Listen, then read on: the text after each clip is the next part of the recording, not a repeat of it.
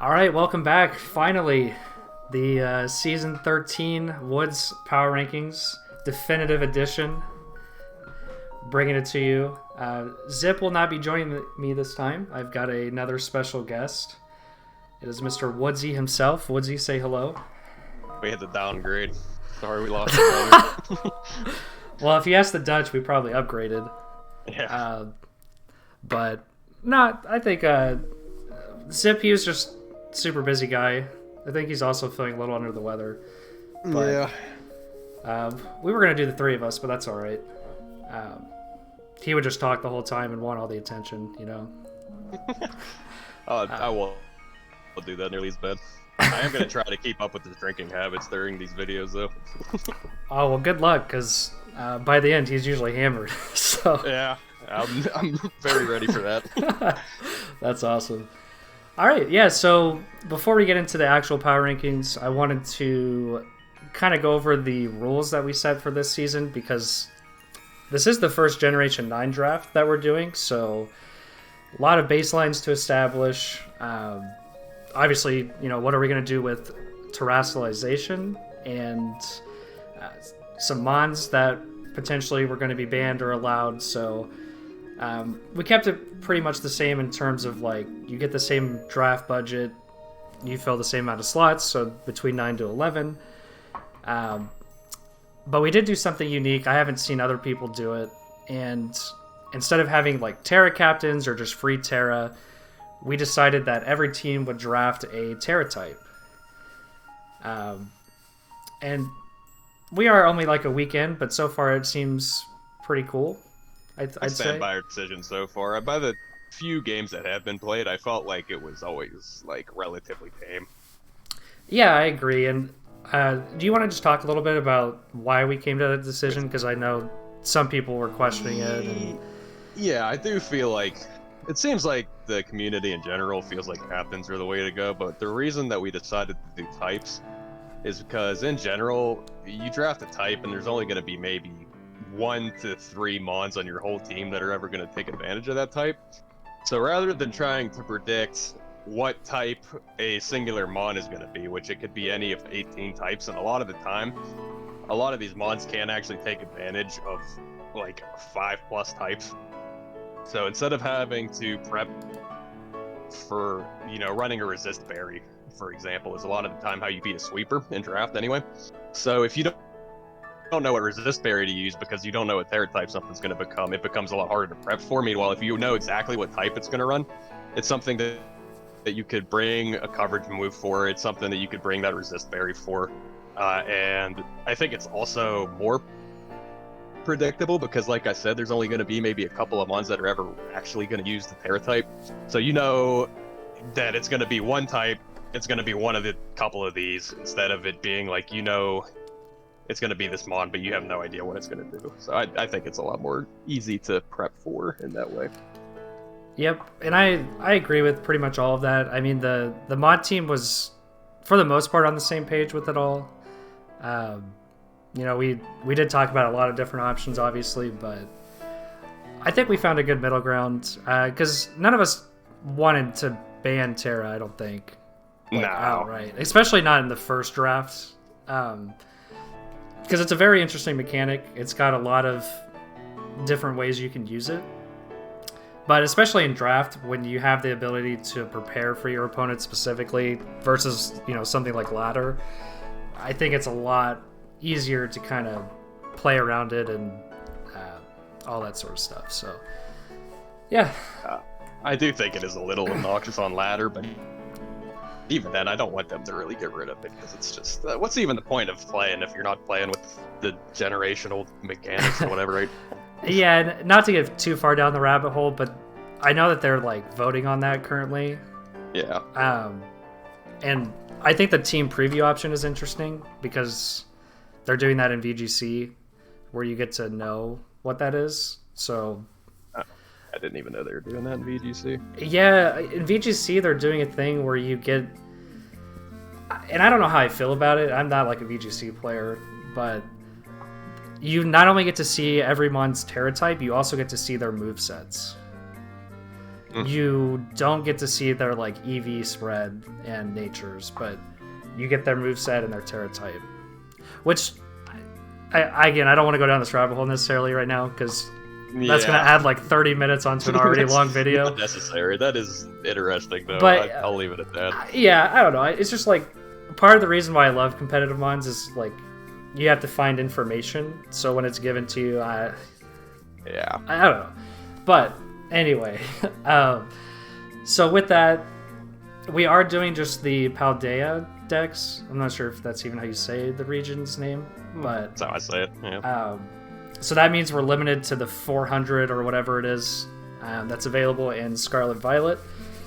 And with that, we did have to make some bans. So some things that are already Ubers, obviously like Palafin, Fluttermane, Iron Bundle, those are gone. The cover art legendary is obviously gone. And then we also banned Chi-Yu, Iron Valiant, and Roaring Moon. We just felt like those three in particular, they might have a couple checks, but not enough that it would really be like you can kind of just run over teams with those overall. Yeah, and I think those mons will definitely be back for Nat decks. I feel like even some of the mons that are in Ubers, I think we could probably get away with in Nat decks later on. But for now, it's too limited of a pool. There's just not enough answers to go around for so many different teams to have an answer for it. Yeah, and there were some close, like a couple of those I felt like we could, it was like close to being allowed, right? Like we toyed with the idea of like banning Dragon Dance on Roaring Moon, for example. But even then, like, I don't know, that mod's really good. But yeah, you're right. In Nat decks, I think most of those will probably come back. Just because they will have more checks and can't just run over entire teams. Yeah. I think at the very least, Roaring Moon and Iron Valiant will be back. I don't know about the rest. Maybe Iron Bundle. Maybe even Chi-Yu. I know Chi-Yu is like absurdly strong. Yeah, maybe. But we'll see. That's a discussion for later too. A lot of other leagues are banning things like Shedtail, Revival Blessing. We allowed those, no restrictions on that. The only move we did ban is Last Respects, but we weren't going to ban Houndstone outright. That just seemed unnecessary, to say the least. Because it's not even like that good without Last Respects. It's just, you know... There is a little bit of a restriction on Revival Blessing as well. You could only use it one time. So. Oh, correct. Yeah. We don't have that on the sheet, I don't think. I think we added it. Did we not? We were supposed to. We were supposed to. We're going to do a quick edit. Who is it? Jungle Cat? Piplups, he's got like 2 users. Yeah. Would mostly affect him. Yeah, so if you're watching this, Piplups, I hate to break it to you. No Lepaberry on those months. That is banned. Sad times. But bad mod team.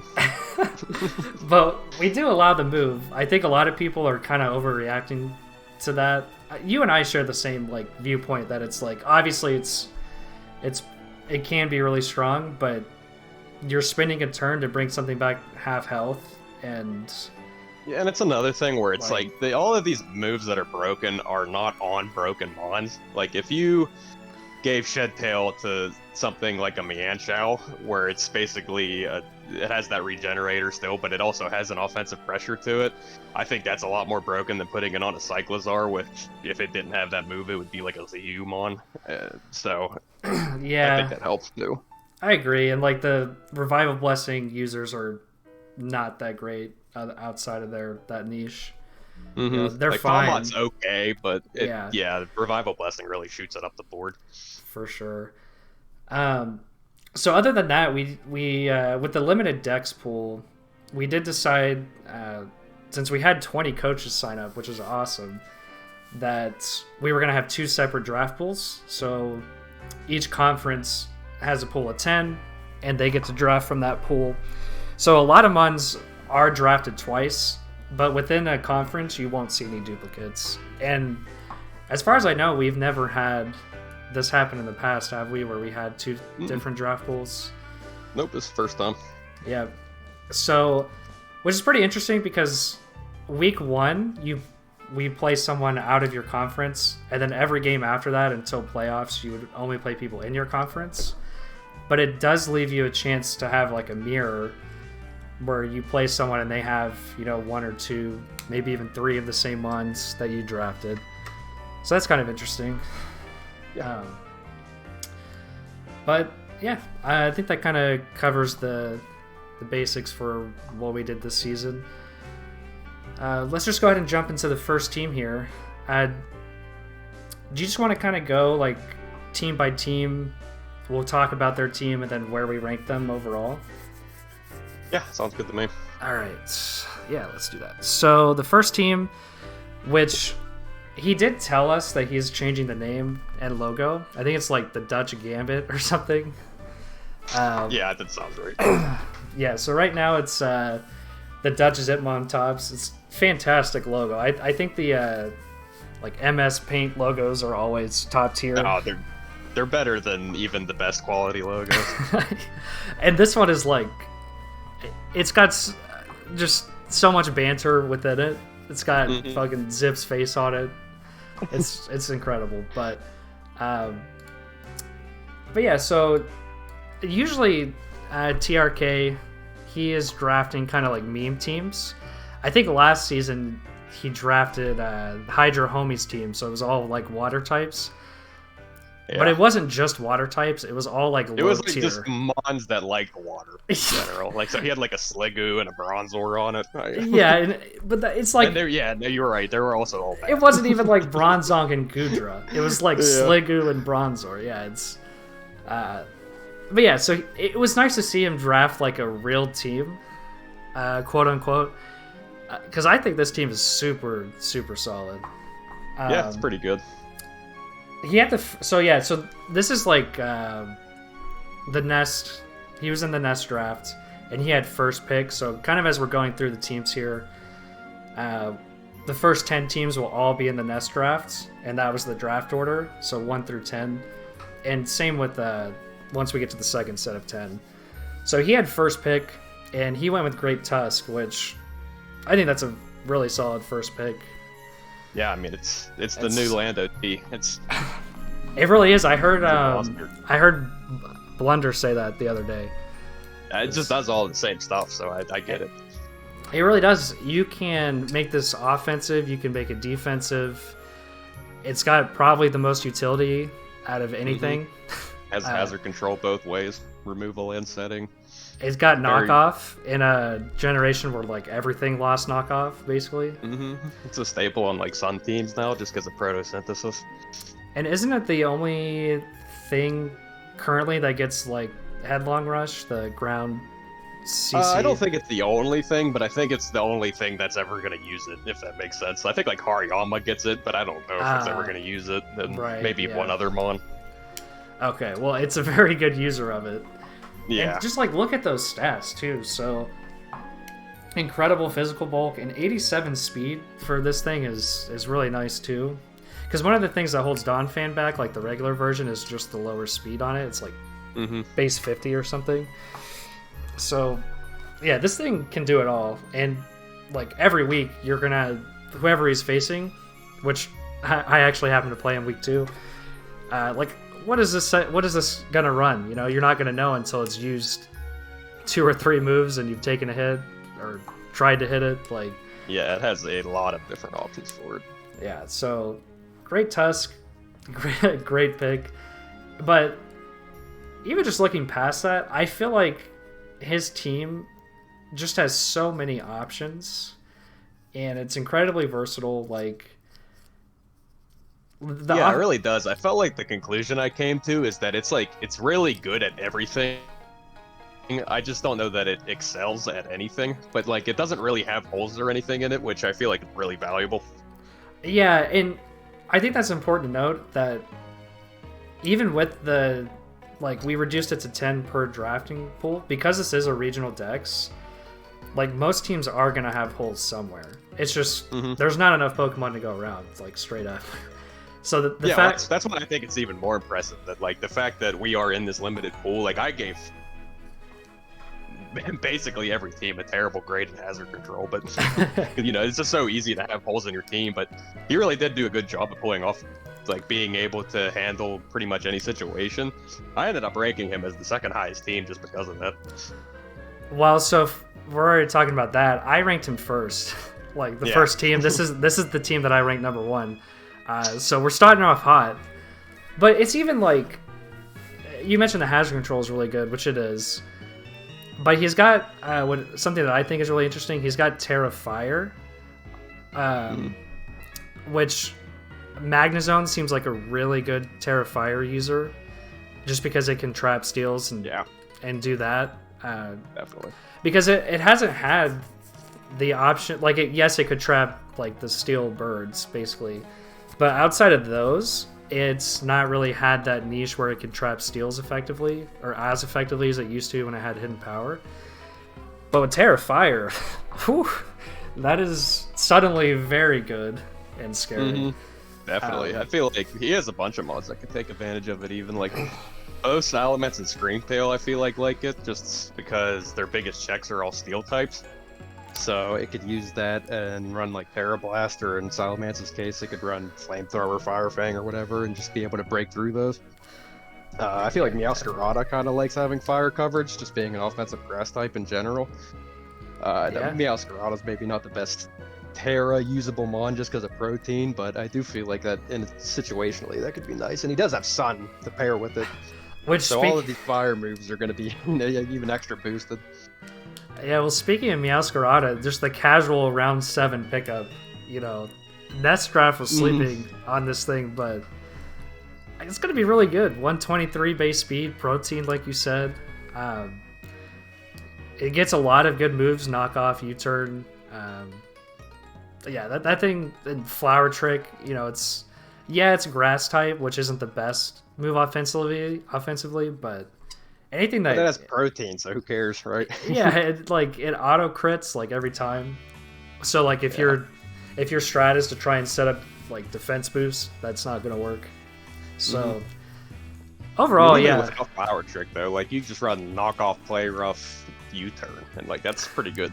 Yeah, it definitely is. And then Torkoal, he does have 2 photosynthesis mons and Screamtail and Great Tusk that benefit from it. So that's also... Oh, and getting Dondozo Wish Support as well is also super nice. So that thing can stick around for much longer without, relying on rest. Yeah, this team is super solid. He's going to have... I don't think he's going to have too many bad matchups, just because he has a ton of options, basically. He definitely drafted in a way that will give him a chance against pretty much anybody. Yeah, for sure. Anything else, really? He did win his first match over Jordy, no less. Yeah, probably the best player in the league at the moment. So yeah. I think that's a good attest to how good a team actually is. For sure. Usually we don't... Usually we record this before any matches have been played, but with the holidays and everything, there will be some matches in here. But no big deal. Yeah, this team is super solid, though. I think he has a chance to really make some noise. All right. The next team we've got, it's the Sarasota Scizors. Mr. Shideru. I think I'm saying that wrong. I'm pretty sure he corrects me on it, and I still fuck it up. I say it as Shadaru, but I don't know if I'm right either. I have no idea. I think we're both wrong. I think it's Shade. Like Shade. Yeah. Austin, I am so sorry. I know you've told me this like 1,000 times, but I suck. Basically. Well, because I know what it's based off of like a Fakemon, and the Fakemon is a ghost type, so I think it's Shade. Shaderu? Yeah, something like that. Wow, he'll tell us, I'm sure. It's funny. So he drafts Golden Go Glamora, and Jordy was like, "Well, that's free wins," and he's not totally wrong. I was gonna say he's not exactly wrong. Currently, if you're living under a rock, these two just go on Gen 9 OU on Showdown, and like every other match you're gonna be going against this core. It is Very good. It is very Probably good. the best hazard control duo that's ever existed. Just because Glamora is probably one of, if not the best hazard setter, like suicide lead mon ever, and Goldango with its ability good as gold basically makes it so you could just never remove hazards whenever it's alive. I want to know what Game Freak was on when they came up with this ability, good as gold. I feel like they just got to the point where it's like, all right, Pokemon 1000, we need a banger, bro. Make this thing be everywhere. It does so much. It does so much. This ability. The only way to like status it is Toad's Cruel because of its ability, or you could like Nuzzle, or get lucky with like an Ice Beam or an Ice Fang freeze. You know, that's the only way because you're not status moves don't affect it. It blocks freaking Defog because of its ability, and then it also blocks Spin because it's a ghost type.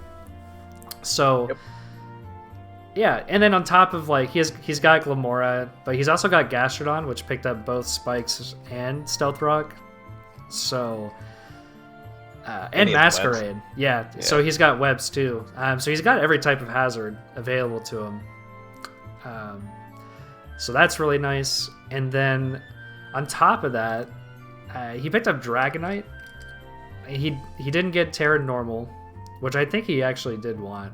He definitely did, because he also has Arcanine and Arboliva, so I feel like... Oh, yeah. Arcanine or Dragonite would both... Yeah, they would both appreciate that. So I'm pretty sure he got sniped on that deal, but even so, I think Dragonite's really good this gen, even without the Terra Normal. And he picked up Fighting, which I think Dragonite could still make use out of, right? Oh, definitely. And not only that, but he has a bunch of other mons. Like, I think Fighting is the best thing you could give Goldango. It's among them. I mean, I guess Ground would maybe be better on Florges, but it's pretty good for Florges to be able to take care of Steel types. Is that how you say it, Florges? I mean, that's how I say it. I'm not going to pretend like any way that I pronounce things is correct, but... I more so say that because I don't know if I say things correct. I've always said Florges. But I don't... that's probably right. I have no idea. Oh, so this is something interesting about his team that I didn't realize until I was like ranking it. He's got Hawlucha, and then Arboliva, or however you say it, with Seed Sower. That's like an interesting way to get Hawlucha in terrain with a grassy seed. Yeah, that just seems like it would be fun to use. Oh yeah. And even in worst case, like Hawlucha could still be good without terrain, so it still works. Yeah, and honestly, Hawlucha is one of the only like defoggers left because defog got snapped basically. Yeah. So I mean, maybe you don't want to spend a turn as Hawlucha defogging, but just the fact that he has that option is nice. Because I think his only other hazard removal is what Glamora, yeah. So having a secondary option is really nice to have. Yeah, it's so hard to tell because he has 3 other mons that used to get defog. I don't think any of them do now, but yeah. So I don't have the ranking like my rankings on screen, but I did rank. This one was a 5, which everything is 1 to 5. I ranked it 5 on hazard control, and like you were saying earlier, like yeah, I did too. There's not very many teams that are ranked 4 or 5 on hazard control. No, I mean, you could have stopped that first 2 mons and given him a 5, honestly. Yeah, exactly. It was like, I saw the first 2 and I put down 5, and it was like, okay, I don't really have to think anymore. Like, those 2 just... It doesn't really get any... And I don't mean this in a bad way, but it doesn't really get much easier than those 2. They just work so well together. I will say the biggest thing where I knocked this team, because I did rank most categories pretty highly, the one thing that's really lacking for me is momentum, because Arcanine lost Teleport. I didn't even think of that. And then, I don't know, he's got Electrode with Volt Switch, and I think Masquerain gets U-turn even, but Hawlucha does too. Yeah, that's true. I think I kind of forgot about Lucha, but even with that, I feel like Lucha doesn't want a U-turn. It usually wants to be not often. It's usually like an SD sweeper or just like a wall breaker. I think in draft you see a lot more of like the banded to Luchas and stuff like that, but generally speaking, yeah, you're gonna see Swords Dance sweep a lot more often. Yeah, so that's really the only thing I knocked the team on, because everything else, like I said, was pretty decent. Just kind of a lack of momentum. And then like the speed tiers also are... Yeah. Those were the two things that I marked them pretty poorly on too. And momentum, I think you could get away with without having great momentum, but the speed tiers are less so. Yeah, he's just got... Electrode doesn't really count as a fast mon, and Talucha's kind of... it's kind of like you pop your nut once and then you're done kind of thing. So past that, his next fastest mon is Arcanine, which is even going to be bulky a lot of the time. So it's I feel like Shatter, he drafts like this a lot. He does. He definitely goes for like a defensive core more than anything else, and he doesn't necessarily like.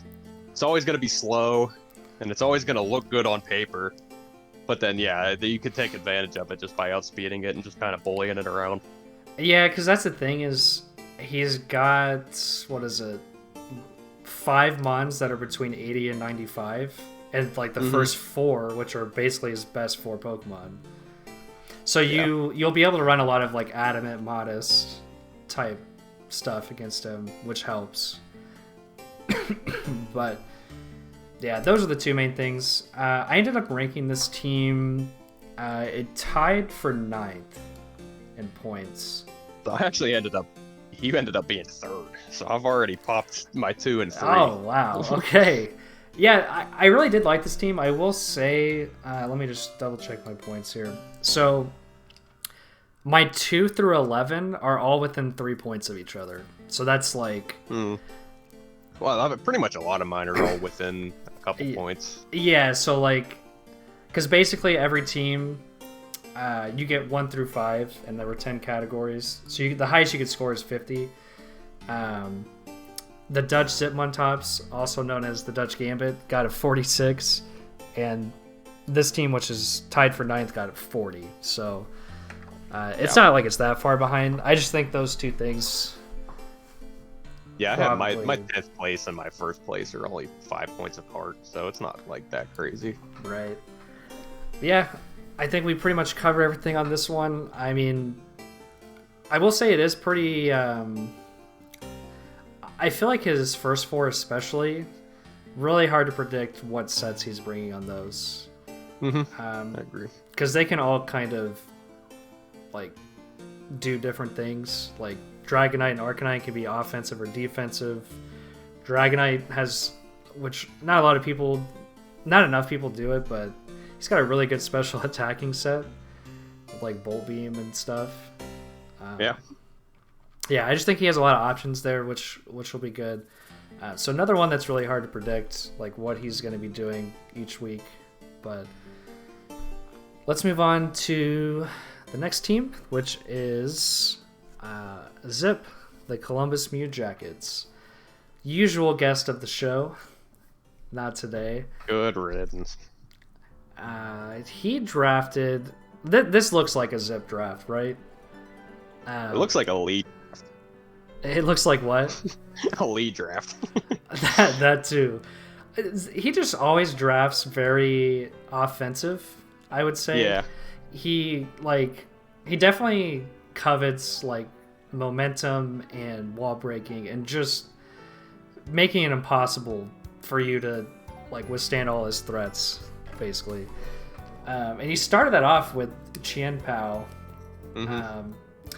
which should be noted is the only Pokemon in our draft that was 19 points. Yep. Everything else was 18 and below. To be honest, there weren't a lot that were like 18, 17, 16 -ish. No, I think even there were only like 2 18s and 3 17s. Yeah, that's what it was. And Qianpao was like the closest to being banned that wasn't actually banned. I don't think it was like necessarily ban worthy, but I do think it's very good. It's definitely very good. I mean, it's just better Weavile, and Weavile took over last generation, right? So it's we've all got a lot of Ubers play, actually. Yeah. I think that was largely due to, like, the top Ubers threats not appreciating Darker Ice, but... Yeah, a lot of Psychic and Ghost Ubers. But that's kind of the same deal why Weavile and Chien Power, just because Ghost types are just taking over. There's just so many good Ghost types anymore. It's true. If this thing got knockoff, man, it would be a wrap. Yeah, it does not get knockoff. That is its one downfall, is it doesn't really have any strong moves. Like, it's running Ice Spinner Crunch, which... Yeah. It does get Swords Dance, though, which... It does get Swords Dance. It's pretty scary. It's double priority, Sucker Punch, Ice Shard. Yeah, we've highlighted it. Maybe not publicly, but Gallade, its calcs are disgusting. Yes. That sharpness ability, which looking at the doc, we don't have that on there. We gotta update. Oh, it's sharpness. Yeah. Because all the old ones, we didn't update there. Anyway, I think it's only Gallade, to be fair. Probably, yeah. But sharpness, if you don't know, it gives you a 1.5 times boost for any, I think it's like slashing moves, or however it's stated. Yep. Which happens to be moves that Gallade wants to use anyway. So Psycho Cut, Leaf Blade, Sacred Sword. Yeah. Sacred Sword is so nice to have. Because you just ignore defense drops, or defense boost, I mean. And it's stab, and you just fucking cleave through everything. It's. I'm so glad that they added this ability. I felt like I never thought that it needed to exist, but now that it does, it feels so necessary to exist. And all of the mons that get it, this Veluza, Cleaver and Samurott, Hisuian Samurott, they all get like moves that are perfect for the ability, and they're all just, I feel like they're fun. Like, they're just fun. Yeah, it makes Gallade a lot more interesting, for sure. And I've always really liked the Pokemon itself. It just was kind of underwhelming before. Yeah, I mean, it's always been a fan favorite, but it's just kind of stinks. Yeah. Until now. Yeah, and it's not even like it's OP or anything. Like, it's good, but it still has a lot of the same flaws, you know? Yeah, still like pretty average speed tier. It doesn't have the best defenses. Its physical bulk, 68, 65. Like, the 115 SPDF is pretty good, but yeah, that's really interesting. I think his Terra type works very well with his team overall. Definitely, it was better when he had Annihilate, because he did make some transactions to get the Gallade. Dropped Annihilate. Yeah. And picked up Lilligant and Glimmet too. I do think Annihilate was one of the big reasons he took Water too, but it still works with like Garchomp. It can sometimes work with Corv and Azu. Raichu likes it. I bet like Choice Band, Terra, Water, Azu with Aqua Jet just like shreds. Mm-hmm. That probably shreds teams. I bet that is very good, yeah. I mean, that's what Floats was doing in OU at the moment. It's just Terra Waters in the Ray, and it just clicks buttons. Doesn't even ever have to think. It just clicks Aqua Jet or Wave Craft. Dude, it's so cool to see Floatzel be a good Pokemon. I think it'll be very rare that a team can stand up to all these offensive threats. And then with the Terra Water too, like... who was it? I think he was saying Raichu. He was interested on using it on Raichu too. Yeah, for Surf, so it could beat grounds and stuff. Yeah, for Surf, but it also can have Lightning Rod as a water type. Oh, yeah. So it's only weak to grass. Not that Raichu's like super bulky or anything, but that is pretty neat. Still, yeah. Which also Lightning Rod to pair with Corviknight and Talonflame is really nice. So he's got that additional electric immunity. Yeah, definitely. You could scare people into maybe being punished from it. I will say his ice resist are Chien-Pao and Azu, and he's got a Garchomp. I know he has Terra Water, which definitely helps that. Yeah. But that is something that is not great. Because his like Steel and Fire types are both flying, so... Yeah. The marks that I had off his team were pretty much that. Hazard control isn't the best, but he does have a Corviknight and a Garchomp, so like I kind of let it go a little bit. Yeah, I gave him a 3 on hazard control, and it's like hard carried by the fact that he has a Corviknight. Yeah. Also, definitely. the fact that Garchomp is a good hazard setter with spikes too. Mm-hmm. But outside of like those two, his hazard control is super weak, I would say. Yeah, I mean he does have Talon Flame, which helps, but that's true. I think Garchomp is always setter, other than Glimmet, which I mean, how often is that gonna work out? Yeah, I don't see Glimmet coming too often, but I wouldn't put it past Zip to bring. I mean, it'll probably come at some point, just probably not too often. And then the other thing was that his whole team is pretty much physical attackers, except like Raichu. So that was my biggest knock, was the physical special split. I ranked him very low on that, because if you look at his team, like, yeah, it's super threatening, but when I play this team, like, if I'm building something bulky, it's all physical. You know, assuming that a lot of those mons like Jianpao, Azu, Chomp, I feel like the same mons that beat them are the same mons that beat all of them, if that makes sense. Like you just run Fizdef on something and now you have a check to maybe 2 or 3 of those. Yep. Yeah, so I would have liked to see him. I don't know what you would replace necessarily, but swapping out like 1 or 2 of those physical attackers for a good special attacker would go a long way. Yeah, because this type layout is very nice. It would just, you would probably want to, like, I mean, if it doesn't exist in this, but if like Azu was Primarina or something, like he'd be golden. Oh yeah, most definitely. Let me see. So overall, I ranked his team tied for 12th. And he was 1 point lower at 39 compared to our last team. So I'm starting to think that when I did the first couple teams, I was feeling a little more generous than the rest, because I have now done 2, 3, and I have him tied for 4. So.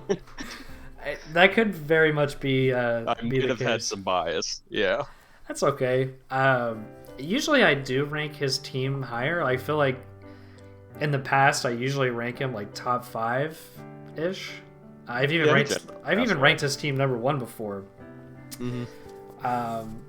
It's unfortunate he's not on the video, so I couldn't talk shit to his face over the microphone about his team. But I don't think it's bad by any means. I just think, like the physical special split, there's a few things that you can knock for it, but I still don't want to play against it. Like, right. It just has that, like, you look at it and you go, ah. It's just scary, yeah. Yeah.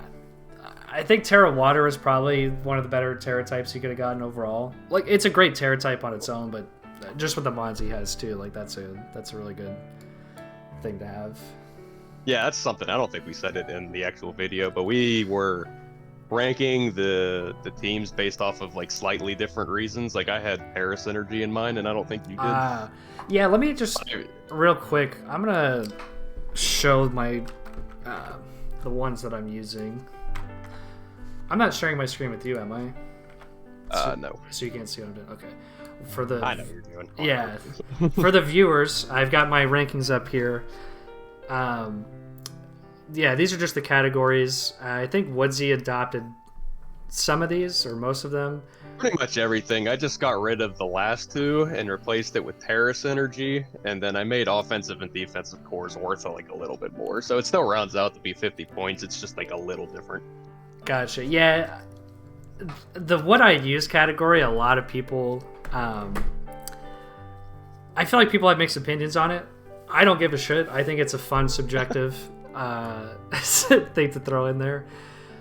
Most of the time, it is ranked pretty high anyway. But with my team synergy one, I know it's not like, because you're just doing Terra type synergy. Like I do. Yeah, the only reason I got rid of it is because team synergy is obviously very important. I just felt like everything together is kind of the same thing as team synergy. So it just felt like it was like an overall of like all of the other things combined. No, that's a good point. I do include like Terra type into that, but you're right. Team synergy is kind of like everything, how it all works together. So Hey, at least I'm not doing like the type cores that everyone hated. The fairy, dragon, steel, I fire, think all water, of these grass. things that you were saying everybody hated, I think it was just me being a hater. I think I was just the loudest. No. There's some haters, bro. There's some haters out there. I promise. Okay. So you said you ranked this one fourth? Yeah, tied for fourth. Tied for fourth. Okay. So the next one is probably fifth. Or is the other one tied for fourth? Not quite.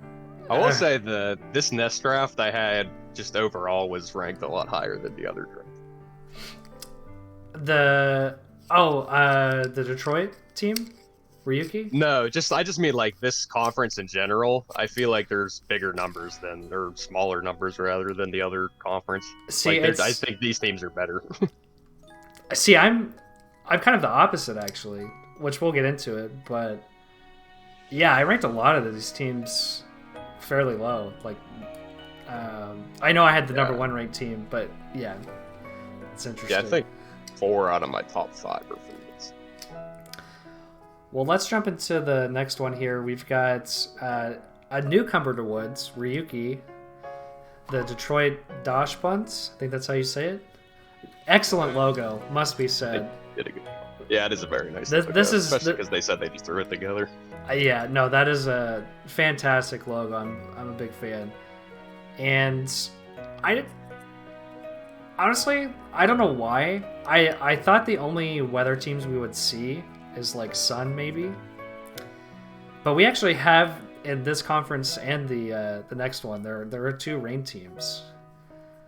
Yeah, I mean, I think rain is interesting enough. I feel like with the addition of Kilowatt, maybe people just want to use it. Oh, yeah. Like, it honestly might just be that simple, but because I think both of them have Kilowatt, but Yeah, they have a couple similarities. And he didn't start it off like it was going to be a rain team, because he took back Excalibur and King Gambit, 2 of the new higher tier mons. Yeah, and like you said, that you don't see those mons and think rain, but both of them are very good in rain, because Backscout could more take advantage of its ability, Thermal Exchange.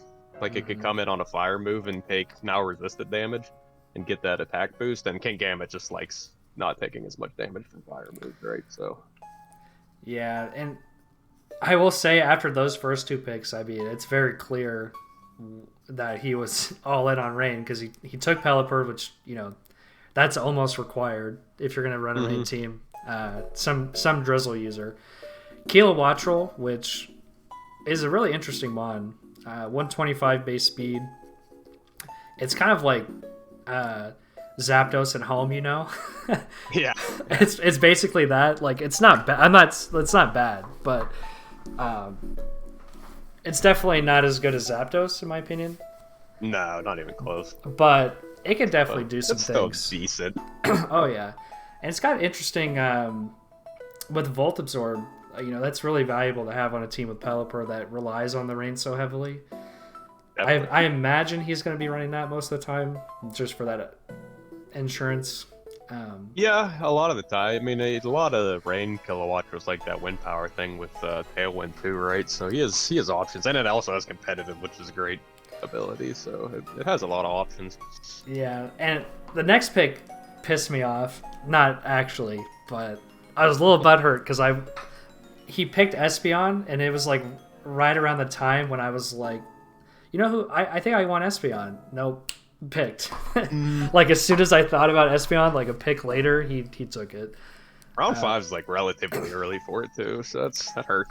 Yeah, and I think there's because of the lack of like good hazard removers in the meta, like just in the pool, like having Magic Bounce is super valuable, just because it's gonna create mind games and it'll prevent people from just brainlessly laying spikes or rocks or whatever. Yeah, because the only other Magic Bounce user is Hatterini. I think so. Yeah, so, other than like Rebos. Yeah, so I think that was a good pick, especially because like Pelipper and Kilowattrel obviously don't like rocks, and that's something interesting. He picked Floatzel, which we probably undervalued as the mod team. Like, obviously it's going to be good on a rain team, but Hand up, I looked at it and went, oh, it's got one more move. It ain't that much better. And let it go. yeah, Wave Crash, he can't Terra Water it, but I think this thing is going to be a menace all season for sure. Yeah. Because it got Ice Spinner too, which I think it got it's Ice not Fang. that big of. It had Ice Punch before, Or so it's Ice not Punch, like that. okay. Yeah, it's only a 5 base power upgrade, but it is an upgrade nonetheless. This small one, yeah. The big thing is Wave Crash, right? Like, Yeah. I don't even think it got Liquidation before. I think it was running.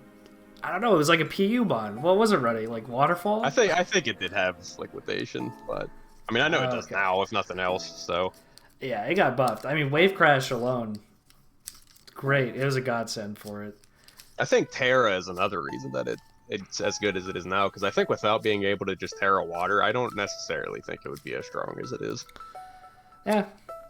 Yeah, Terra Water and Rain with Wave Crash, that goes hard. He's got other Rain staples, like anytime you get a 4 times Fire Week, you know, like Ferrothorn, Fortress, Scizor, like they're only weak to fire, then you get them on a Rain team. That's always really good. And Fortress has always been elite at doing one thing, which is hazard control, like hazard duty, setting them, removing them. It can even do a slow Volt Switch to get, you know, one of his threats in. So I like that pick. Gudra's another really good Rain pick for the hydration. Yeah, Gudra and Rain is just very interesting. That's something I would like to run just because I feel like hydration and Rain is fun. Yeah, dude, you can run Rest and Rain. Yep. You just recover back to full, and you're like, all right, what's up? I'm back. Yeah. Hardly any backlash. Yeah, I will say that's it. I don't think it gets too much value out of like Sap Sipper. A lot of Rain teams would appreciate the flexibility between hydration and Sap Sipper. I don't see him running Sap Sipper very often unless... Yeah, because Floatzel's is only a real thing that's weak to grass. Yeah, so. Maybe if you're like scared of Meowscarada or something like that. Yeah. But I mean, I think hydration alone, like that's just really valuable. Then like to kind of round off his draft, he picked up a few like lower tier things: Flapwool, Venomoth, and Jumpluff. I'd say out of those 3, Venomoth is the scariest. I just used it in Season 12, and I think it was my kill leader, actually. Yeah, it's definitely solid. I feel like the bottom 3 picks, though, like, they don't really seem like they fit with the rest of the team to me. Yeah, to me it just seemed like, you know, he was pretty low on points, and he was just picking up some things that he wanted to use.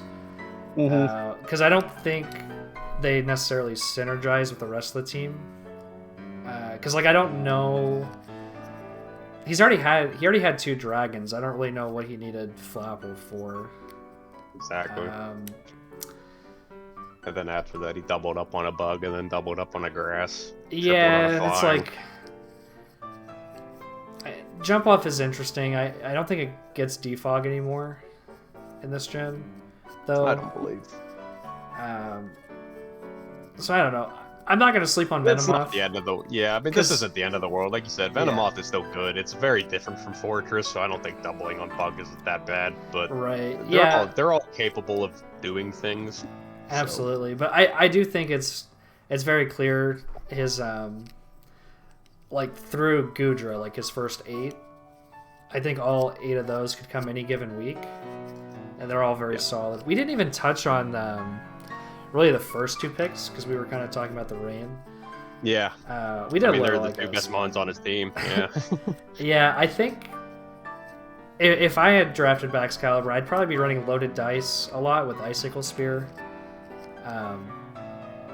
Because it's basically like, imagine Kyurem. Because like Kyurem Black, it didn't really have like a good physical ice move, so it ran Icicle Spear. This thing has 145 base attack, and it kind of has the same problem, right? Where it doesn't have like a super strong ice move, but if you just give it Loaded Dice, that's guaranteed to hit at least 4 times, but could also hit 5, and then all of a sudden you're looking at a very strong ice stab. even then, like I don't know that it even has to run an ice move because it does have its signature glaive rush, which is like outrage, but you don't get locked in, and then you could just run things to beat Steels and fairies. Like I think it does get like some fire move and earthquake. Well, can't you switch I don't know out if it really after has things glaive for rush fairies. too? Yeah, Like, you you- could just do whatever. You could just like glaive rush something, and then if you feel like you can get revenge killed, just switch out so you don't get the negative effect. Yeah, I don't know if the mon that you switch in takes double damage. I would guess no. I don't think it But- does, but Yeah, I don't think it does. that'd be Oh, it kind of also does crazy. get fire coverage. I kind of made that up. Well, and he But it does get earthquake and brick break. It has ice shard, which is nice. It's a 145 base attack ice shard with stab is just nice to have. yeah. So he drafted Terra Flying for his team. Mm-hmm. I will say for King Gambit, that's really good. Yep. Because it's good for both ground and fighting stabs that or attacks that come your way. I think Terra Flying on King Gambit's pretty common actually, like in OU. Yeah, I think it's like the best one that it uses probably. Yeah, and then like I don't know. I'm sure Kilowattrel can get some use He out does of have he does have 3 flying types that could all get that double stab out of it. Yeah, Kilowattrel being the main threat out of those. it. Yeah. Oh, I guess no and- item jump bluff with acrobatics. Yeah. I wonder that actually might not be bad. I know it's only 55 base attack, but that could be something. I mean, we kind of cheating because he did play his week 1 game. I will say Floatzel Parrot in the flying, and like I feel like it didn't do it in this game, but I feel like that is nice for beating grass types that would actually be checking it. True. Yeah, that's a good point. I will say for this team, I didn't rank anything. There's a couple that I ranked high, like a 5, but mostly everything is like a 4, and then like a couple 3s. So like it's one of these that I didn't rank anything bad, but Yeah, it's not like exceptional. I gave him good scores in a lot of things, but I gave him bad versatility because it is a rain team. I mean, you know what's Yeah. going to happen. It's rain, and then bad hazard control because his only real hazard control is Fortress. Like, and I mean, you have Magic Bounce Espeon, but I guess you could run rocks on King Gambit. I don't know how often you want to do that. True. Yeah, I think I may have overrated his hazard control a little, probably because of Espeon, to be honest. But Which is a big deal. I mean, having Magic Bounce just to scare people is nice, but in reality, Fortress is his only mainstay hazard control. yeah, it does kind of feel like whether he wants to or not, like Fortress has to come most weeks. Yeah. Just because, like, yeah, I think overall he does have a lot of mons weak to rocks, like stealth rocks. So Yeah. yeah, that is a little tough. This one actually, same as Shaderu, whatever, tied for 9th. In my Okay, I ranking. had him at 13th. 13th. Yeah. Yeah, I can see that. I mean, Here's another thing: is his team's pretty frail overall. Like he has bonds that are bulky, but nothing that's really gonna hold down the fort all too hard. yeah, he is very rain reliant. If you find a way to like knock out Pelipper early, or even just like set up your own weather, I think he could really struggle as well. Yeah, I don't know. Tied 9th, kind of middle of the pack for me. Yeah, I mean basically. 13th is also pretty middle of the pack, so it's not like we're too far off each other there. Yeah. It's a rain team. It has its strengths. They're exploitable. That is what it is. Very much so. All right. The next team, it is Jungle Cat and the New York Piplups. And I gotta say, I do respect his method of drafting because It's interesting. other than Mimikyu, these are all brand new mons. Yeah. Oh yeah, I didn't even pick up on that. And I think Mimikyu was a transaction. I think his original draft he did not have that. if I'm not mistaken. But he hasn't played a game yet, so we haven't got to see him in action. But I'm just gonna throw this out early. I rank this team pretty low, so Yep. I don't rank my own team. So essentially, I rank myself last. So that means I will say I did rank my own team, so take that into account for mine. Okay. 20, but Good to know. Good to know. So I'll talk about my team, what I like, dislike about it, but I try not to I don't rank my own team just because I feel like I have bias. Totally. Some people are able to better ignore their bias. I don't think I'm very good at it, so I just don't rank it. I know Jordy's the only other person that did a PR. I'm just gonna say I don't think his team is very good, and he put his team second or third on his own thing. So oh yeah, I think Jordy's kind of low on mine too, or at least middle. I tried really hard not to be biased against my own team. It's tough. We'll see. Yeah, it's tough, but this team. So out of 19 teams for me, this team was 18th. So, yeah, I have tied for 18th. Yeah, so and I started out with I respect it because I do. I just don't know what this team does necessarily. It's a lot of gimmick, right? I mean, you have 3 months that pretty much solely rely on their gimmick. Yeah, Being Orthworm and the 2 Revival Blessing guys. I think some people would look at this team and think, oh, it's crazy OP, Shed Tail user, 2 Revival Blessing users. But there's not, after you draft all of that, there's not enough room to have anything that necessarily takes advantage. Right, I love you. I wonder how does Mimic You work with Revival Blessing? Does it get its sub back? Because that'd be kind of wild. I don't think so, but I will say Shed Tail into Disguise Mimikyu is pretty disgusting. Yeah. And we'll get to another team later on that has a similar strategy. But that's pretty gross, because even if Shed Tail gets broken, then you still have Disguise. And on top of that, 2 free swords dances. Orthworm is pretty slow.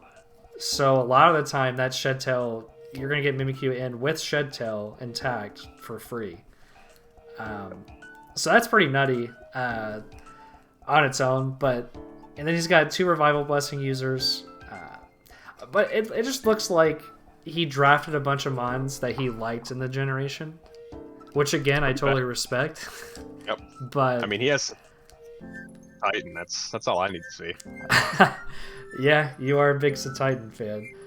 It might be my favorite mod ever. Ever. It doesn't even crack my favorites from this gen, let alone ever. It's a cool mod, but I guess you're doing the rest of this vid solo. All right, see you, buddy. Yeah. But yeah, I don't know. It synergy wise, I just don't really other than the Orthworm Mimikyu thing. I just don't see this team. Yeah, he covers all his types, and I think his speed tiers are decent. He doesn't have anything faster than 108, but then again, there's not a ton of fast things running around anyway. I just think, this, what are you really scared of? Nothing. He doesn't have. I guess if you there's certain things that he could gimmick his way into getting wins. If you get Titan behind the Shed Tail, and let it click bump or belly jump for free, that is scary, right? Sure. Like you said, Mimic You could set up twice behind one. But yeah, I mean, it's gonna rely really hard on the gimmick, and if you know it's coming, it's not gonna be that hard to just do something about it and not let it happen. Well, I think Jugulus does not get plot, right? I don't think it gets anything. I think it clicks attacks and that's it. Yeah, it doesn't have Reduce, it doesn't have Defog, and I'm pretty sure it doesn't get Nasty Plot. So you can't set up with that. Tatsugiri can click Hydro Pump and Draco, I think. Yeah, and it has a good special attack and okay speed, a great typing, but like you said, it has those 2 moves, plus like rapid spin, and that's it. Yeah. So I don't know, like, he doesn't have anything, like, assuming you can get past, like you said, the, like, kind of gimmicky stuff, if you can play around that, I don't think many teams will struggle to beat this team. And it's not a knock on Piplups, like his coaching ability. It's more so like, I just don't see it with this team. I just don't. I'm sorry. I was trying to figure out what he does with his Terra type as well, and I feel like the only thing that could take advantage of it is like maybe Saraledge to beat Waters, but he must have some idea with it, because I think he was the second person in this draft pool to take a Terra type, and he picked Grass. So I am wondering, what he plans to do with that. Saraledge with Flash Fire on a Grass type is kind of interesting. Yeah, I guess. Interesting. Maybe he's going offensive Toadscruel. I don't know. Good. I'm not sure. Spidops is one we didn't touch on. It clicks webs, and it's got like, I forget what the name is called, but its signature is like protect but at lower speed. Low speed. Yeah. Silk Trap, I think. I feel like even if you're doing that though, like it has 35 speed, so like then what? Yeah, you'd basically be doing that for something else, but then they just switch out. I don't know. Yeah, I don't know. This team, it feels like he just picked a bunch of things that he wanted to use, that he liked from the new games, and I don't know. It just doesn't feel like there's a plan here, and I'm happy to be proven wrong, but that's just how I feel about it. Like, just to give you an idea, so far everything's been 40 or higher. I gave this team a 33 out of 50, so it's not like it's terrible, but yeah. My scores in general, I think, are lower than yours, but I gave it a 30. No, I mean that makes sense. I think. But then my first place team is 40, so I think my scores are just lower. I got it. Well, so and again, I mean no disrespect, but I'm pretty sure like I knew this team was going to be ranked low, and on some things I may have been a little generous even in my rankings, just because I knew it was lower, going to end up being lower. I don't know. Love you, Piplups. Let's move on to the next team. Brother. Yeah, your tit brother. Are you the left tit or the right tit? I'm the left tit. You're the left tit. Got it. All right. Don't forget it. Next, it is Mr. Jair and the Winnipeg Mud Bombers. Possibly the cleanest team page as far as just aesthetically. I love to look at this. I noticed that a lot of the really teams that have the best ones are ones that are based off of like a professional logo. So like his team is based off of a CFL team, so like it has the best color scheme. Yeah, that makes sense. Yeah, because the color scheme just looks really good. This team, so I'll just say it now, ranked pretty high for me. I have it at 42 points, which tied for 4th. And what did I have it? I had it in... Looking at it, it was like... Yeah. It was because there were like 3 things I had that held it back. One of which being it had like average hazard control. Well, on the note of hazard control, he has a lot of good removal. He has 3 removal. Because he's got like Scizor Defog, Rapid Spin on Quaquavel. I don't know how you say that mon's name, to be honest. Good enough. And then he has got Magic Bounce. But to your point, though, like he has a lot of great ways to keep hazards off or remove them. But I think all he has really is like rocks on. Fail. Yeah. I don't know. Whiscash maybe get something, but even then, like, are you even gonna run that? Well, he might. Look at his logo. Like. Fair. You have to, right? Well, I feel like Whiscash. I feel like the only thing Whiscash does is click Dragon Dance, though. So is it gonna be setting up Stealth Rock? I don't know. Yeah, I don't know. But yeah, I gave him an average pass control. It wasn't even like I put him in the dumps, but then it was I gave him a pretty low score on his defense. Scizor doesn't have Roost anymore. yeah. Volcarona does not have Roost anymore. You are hitting on the ones where I ranked him lower. Because, like, yeah, he has great hazard removers, but can't really set him, so I couldn't rank him too high on that. I did rank his defensive core pretty low. The other thing I ranked low was his support options, which are just like... That was one of the harder ones to rank, but it's a bunch of things like knockoff, wish support, phasing, those kinds of things. Yep. He did not have for me as well. Yeah, so he didn't have too many options there. But outside of those, this team is damn scary, in my opinion. He's just got a lot of offensive there's like threats. other things where his only flying resist is Toxtricity too, which doesn't really count. So that's another thing. Oh, that is bad. I didn't even realize that. Yeah. Let's click Brave Bird against this man. Yeah. Basically. I mean, he does have a Mudsdale, I guess, but still. Not What if it's resist. Hurricane instead? Yeah. Yeah. I will say, I always rank Scizor teams highly. That's just the meme. It seems to be the case. I don't know why. Scizor just like does so much for a team, in my opinion. All I remember is the one time I actually drafted Scizor, you didn't rank me high, and I was upset. that was because you drafted it. If anyone else drafted the same exact team, I would have been like, this team is great. It's fucking good. Fire team. There was that draft where whoever drafted Mega Scizor got like first, and then the person who drafted regular got second. It was such a meme. Yeah. I don't even know. I think you've done that more than once. Probably. Yeah, but the reason why this team ranks so high for me is because it does have flaws defensively, and that's probably what happened to him in his first game against Seth. Yeah. But, like, I do think this is a more offensive meta overall. For sure. And he's just got so many threats. And having Terra Normal with both Noivern and Toxtricity, who like to click Boom Burst, pretty good. It's pretty good. Yeah, I didn't even think about Noivern until I watched the replay, and he had Boom Burst Noivern. Yeah.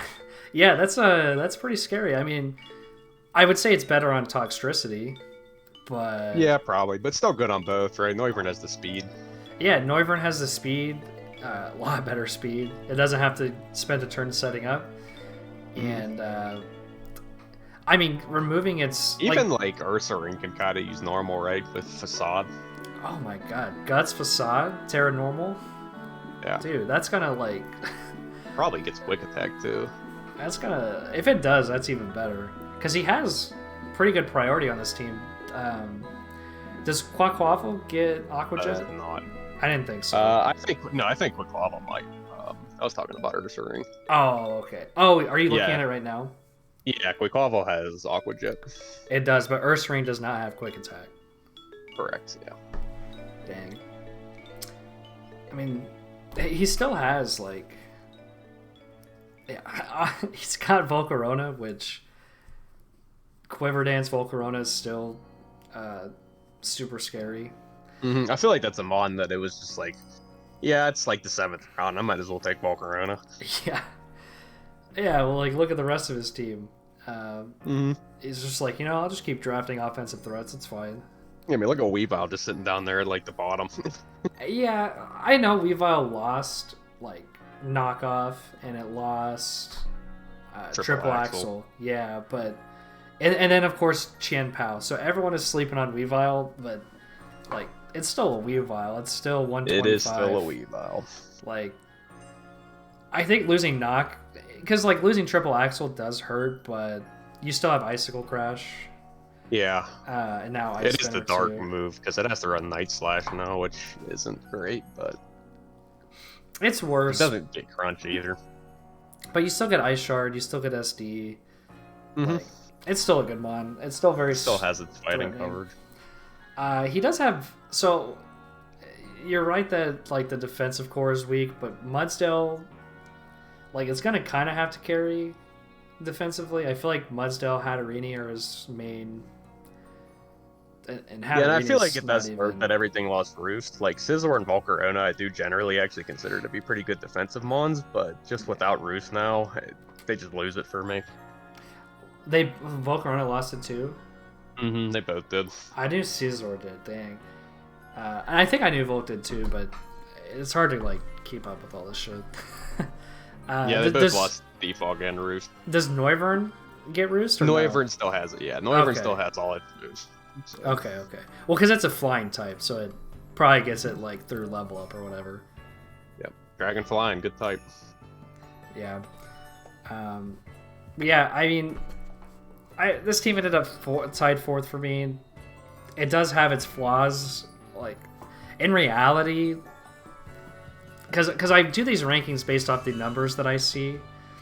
Mm-hmm. I think if you told me to just rank these based on feel, it probably would not be that high. It'd probably be a little closer to middle of the pack-ish. But yeah, I did notice that, like, the rankings I get from the numbers are, like, they don't feel quite right, but I think this is... I've had mine at 9 for Jer, and that feels right. Yeah, some of them feel right. Some of them... Yeah, it's not a perfect system, but... yeah, this is still a team that I don't necessarily want to go against, just because it's going to be hard. Like, his first pick, the water starter, that's why I think when you look at teams that are average, like an average team that has scary threats versus an average team that just kind of doesn't do anything wrong, I feel like the scary threat team is better. Yeah, I mean... That thing gets like one speed boost with Boxy, and it could be GG. Like, and that's true for so many of his mons that if it gets the boost it needs, like Scizor gets an SD and you don't have a good bullet punch check, GG. Hatterini gets 2 calm mines and you can't kill it, GG. Toxicity with Terra Normal, Shift Gear. Did you talk about Quick Attack Scizor earlier? We were talking about Quick Attack. I feel like I maybe heard that, but... No, we were talking about Ursaring. Okay. Well, Quick Attack Scizor could be a thing with normal. Damn. Technician. Good point. I didn't even think about that.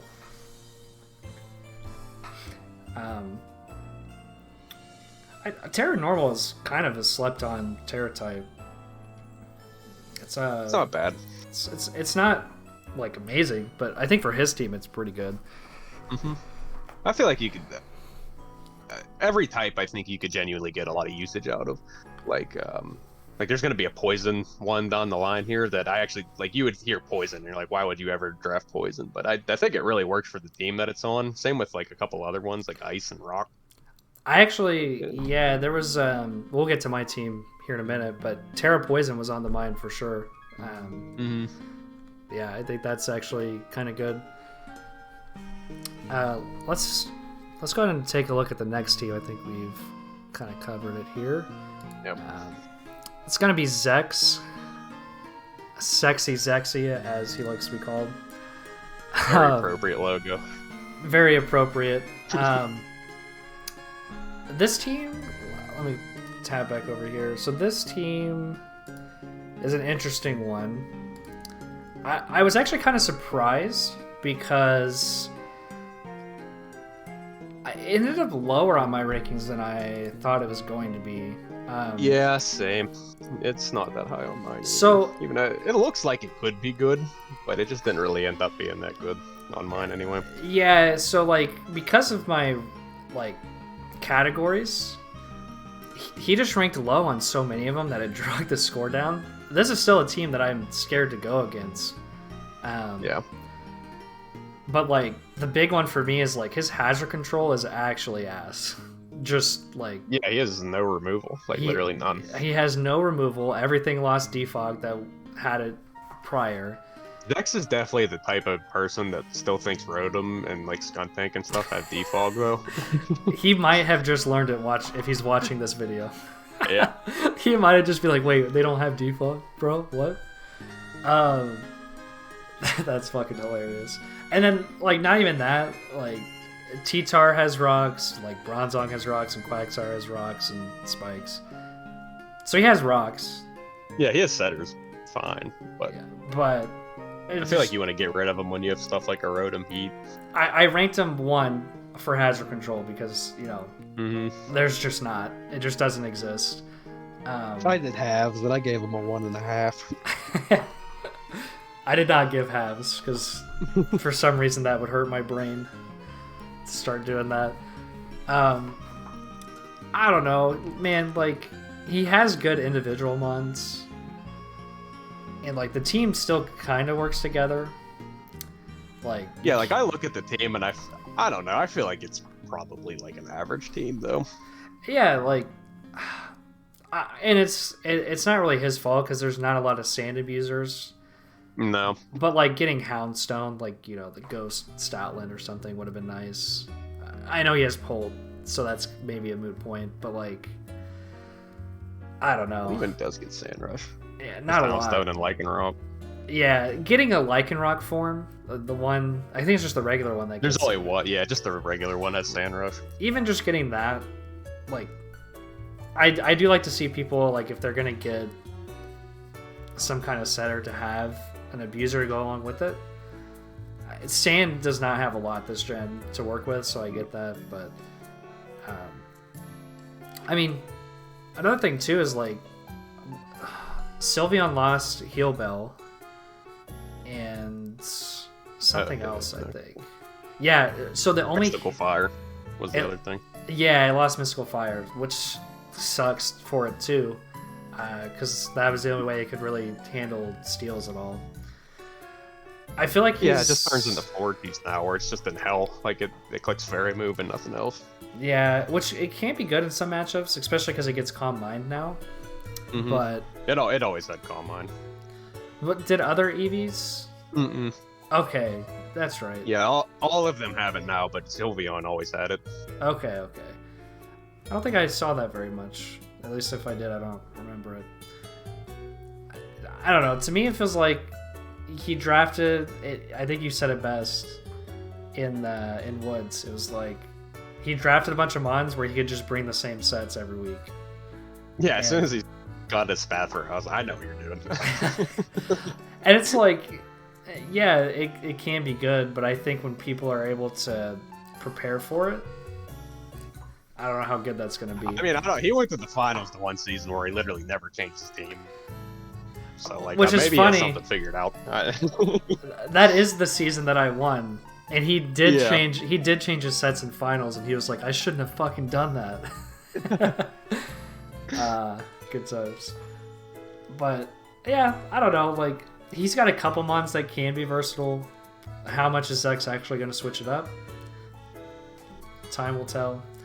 We'll probably have to yell at him to play games after week 3. Yeah. Yeah.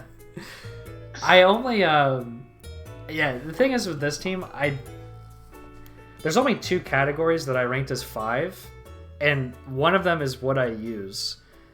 And I am struggling to think of why I rated what I use 5 for this because of the lack of hazard control. I think he just has a lot of mons that I would like to use. Like Slitherwing, I would be really interested in using. But yeah, like, this team, final ranking for me, it was 17th. So not very high. I had it tied for 14th. Okay, so we're pretty low on his team. Yeah. Overall. Yeah, like, he's got good pieces, and Zex is when he wants to be, Zex is very good at the game. Yeah, he can be. He just never wants to be, so. Yeah. I've seen him at his best, though, and it's he's good when he tries. Yeah.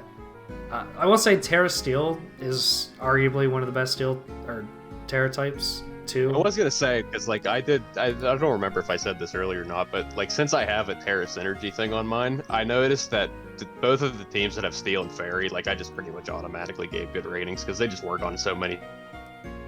Terra Steel on like a Spathra can be really good. Sylveon probably is pretty good. Put on Pulp. Put it on Rotom Heat with Levitate. It's pretty good. Put on Quag. Oh my god. Put it on Quag with Unaware so you can't poison it? Yeah, that's really good. It's kind of good on Slitherwing too, just because Steel Fighting is good offensively, and you get rid of what is generally like a pretty meh defensive typing with Bug Fighting. Hey, we're sleeping on Gyro Balls, Terra Steel Bronzong. Yeah, that could be a thing. I feel like getting rid of the Psychic type would actually be better for Bronzong. So it 100% would, because then you're not weak to like Dark or Ghost. Yeah. Yeah, so Terra Steel is a good... He's got a lot of options for that. But yeah, 17th for me, pretty low. I think he'll outperform that, like... Because the team, it has its issues, but... I don't know, dude. He could run into it. Like, when he plays Shideru, for example, like, what's he going to do? Like, if Shideru just, like, Dragon Tails, I don't remember exactly what he has, but if he can get a bunch of hazards up and just phase, like, what the fuck does Zex do? He just loses. Yeah. So, yeah. Literally zero removal is a very big deal. Especially in a gen where, like, everything gets spikes and D-spikes now. Everything is offensive right now, and hazards are very prevalent just because of the lack of, like, good hazard control. And increased distribution. Yeah, so we'll see how he manages that weakness. But let's go ahead and move on to the next team. We've got the Jersey Dwebbles, coached by Cloud Envy. One of the biggest homies, for sure. Yeah. And he drafted a fun team. He drafted a very fun team. Let me take a look at my rankings here. So, I'm just gonna... this is a team that one of the ones I feel like my ranking does not necessarily match the team. I actually have him tied for 4th with Zip. But looking at his team, it kind of looks average to me. I don't know. So, I'm much lower on it, and it's not because I don't think the team is bad necessarily. I think I just, like, there's one thing, like, when I was ranking it that just kept bothering me. He has all these great tools for, like, enabling something to set up. He's got Shedtail, he's got Grimmsnarl with screens and Parting Shot, he's got Reveroom with Parting Shot. Parting Shot, yeah. I just don't feel like he has anything that takes advantage of all that, you know? Like, what does he set up with? Lycanroc Dusk, maybe?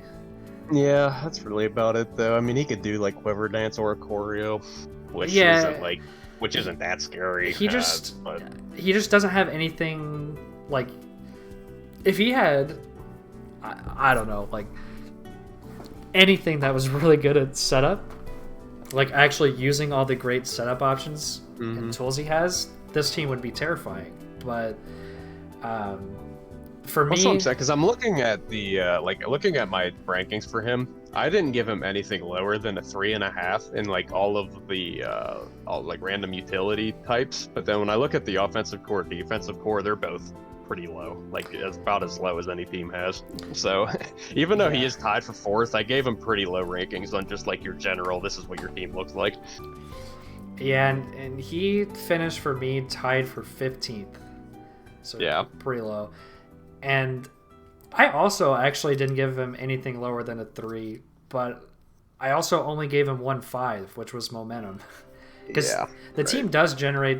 Yeah, that's what I give him a 5 of momentum and nothing else. Yeah, because he's got like the best Volt Switcher because it's Rotom Wash. Like it gets water double parting shot. Double parting shot. Tail. Yeah, like how do you not give that a 5? Primeape can U-turn. Or Choreo U-turn, I think. So, yeah, like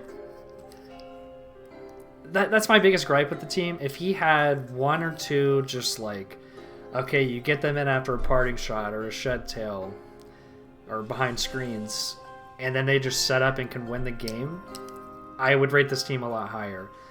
But as it stands... Yeah, that's fine. I don't really like that this team ended up as 4th for me, because I think I said this earlier, like I think offensive core, defensive core, out of all of the things that we've been ranking, are by far the most important, and he has the second lowest out of anybody in those 2 combined scores for me. So... Well, and it's just because, like, he doesn't have an offensive core. That, in my opinion, that's kind of the issue. Is like, he's putting so much pressure on like Armor Rouge or Lycanroc or even Oricorio to like make things actually happen for him. And I think that's just tough. That's tough for anyone to manage. So yeah, I don't know. I don't like to tell people like what they should do with their teams, but in my opinion, I would want to change something up here just to like get some more offensive pressure, you know. Well, I think it's cool because it has a Revavroom. It is cool. Like, maybe we are sleeping on Revavroom as a setup threat itself, because doesn't it get Shift Gear? It has Shift Gear, and then it has like decent Steel and Poison moves. I just don't feel like either of those moves are good offensively. Yeah. Or types rather are good offensively. Like it has Gunk Shot and it has Thin Out, which isn't that good because it lowers your speed by 2, but it has Iron Head too. Yeah, it's tough. What do you think about like? I mean, Armor Rouge can be a good wall breaker because it's got 125 special attack. But what about like? He's gonna have to do things like spec Cyclizar with like Draco or like bulk up Grim with Spear Break. Like, I don't know. I'm just very worried that he's not gonna be able to break through teams. No, if he actually has to face like a legitimately good defensive core, I think he is gonna have a hard time. Yeah. That being said, I think I am a little higher on his defensive core than you are, because I rated it a 4 for some reason. And a lot of that might be like... Yeah, well, I gave it a 3.5. So I guess so it's not that bad. Because I feel like Donphan is pretty sturdy, and no pun intended.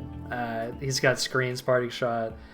Wochian, I know it's not used very often in ladder or anything, but like...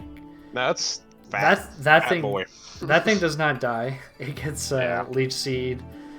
And it's a really good defensive partner with Wash. Like, those two, theoretically... I know Wash can't recover. Like, they lost Pain Split. But, like, those two defensively are very good together. So, I don't want to just, like... I know I'm ragging on it more than you are. But there are some things I do like about the team. And... hazard control isn't bad at all. Like compared to most teams, he's got decent options. Mm-hmm. Looks like he hits all of the little things pretty well, I think. Like even though there's nothing that really jumps off the screen at you, he does do all of the little things well.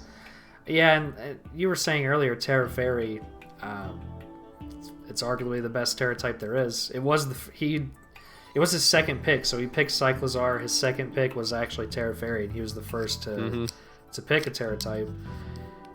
Which we haven't even really talked about as Terra at all. No, I don't know. Cyclizar, I feel like, is pretty good with Fairy. So it lets it, like, if something's coming in the Dragon move it lets it get pretty much a free Shed Tail off by being immune to it.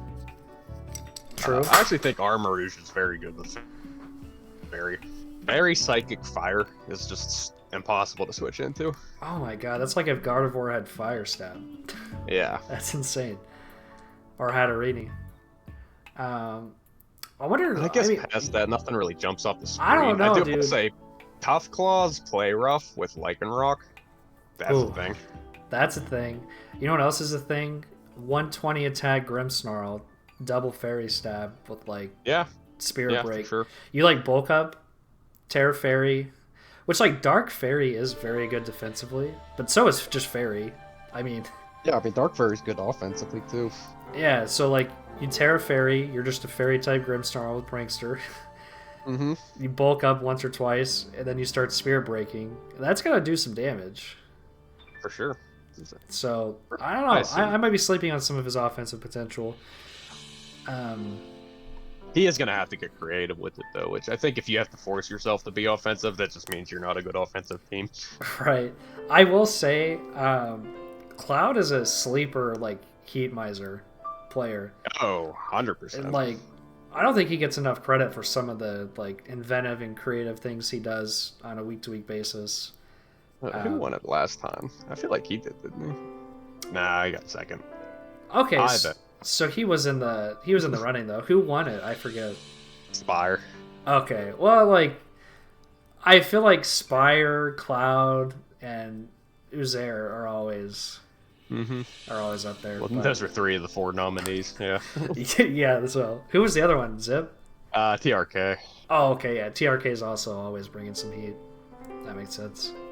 Yeah, Cloud last season, I had him like dead to rights, and then he just pulled out sub-Salic Berry Belly Drum Chestnut and sweat me. So, Yes, dude. The belly drum chestnut. You love to see it.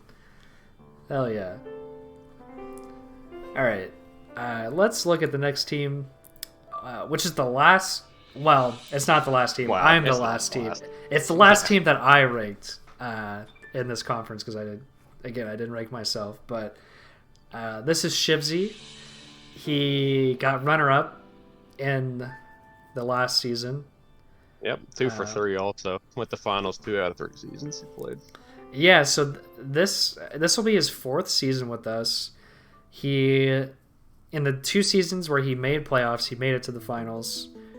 Couldn't finish the deal, and then he had like a really off season, the second season, where he just kind of struggled, which it happens. The Woods is super competitive. Yeah.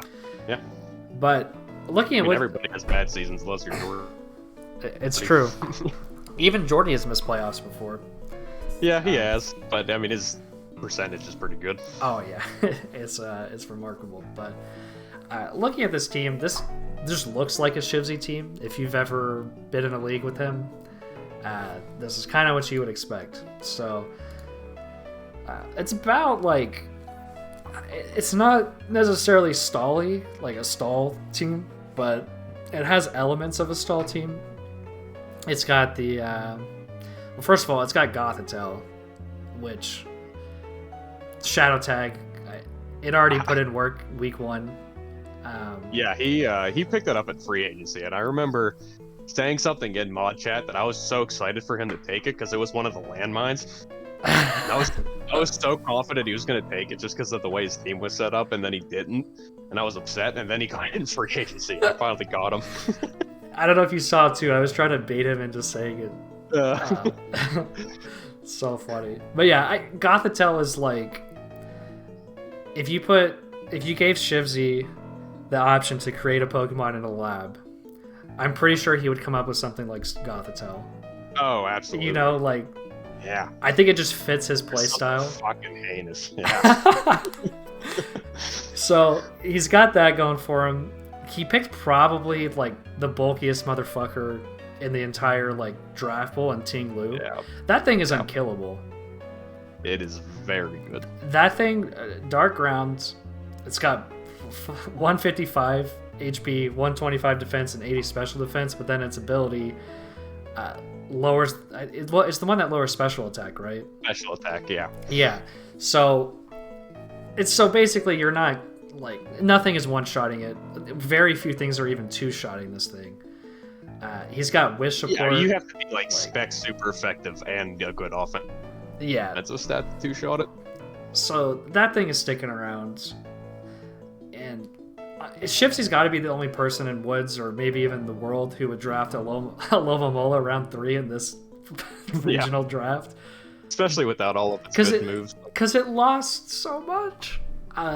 It's basically, not that it wasn't this before, but it's basically just a wish bot, because it lost Scald and Toxic, right? And Knockoff. And Jesus, so this thing literally is just a wish bot.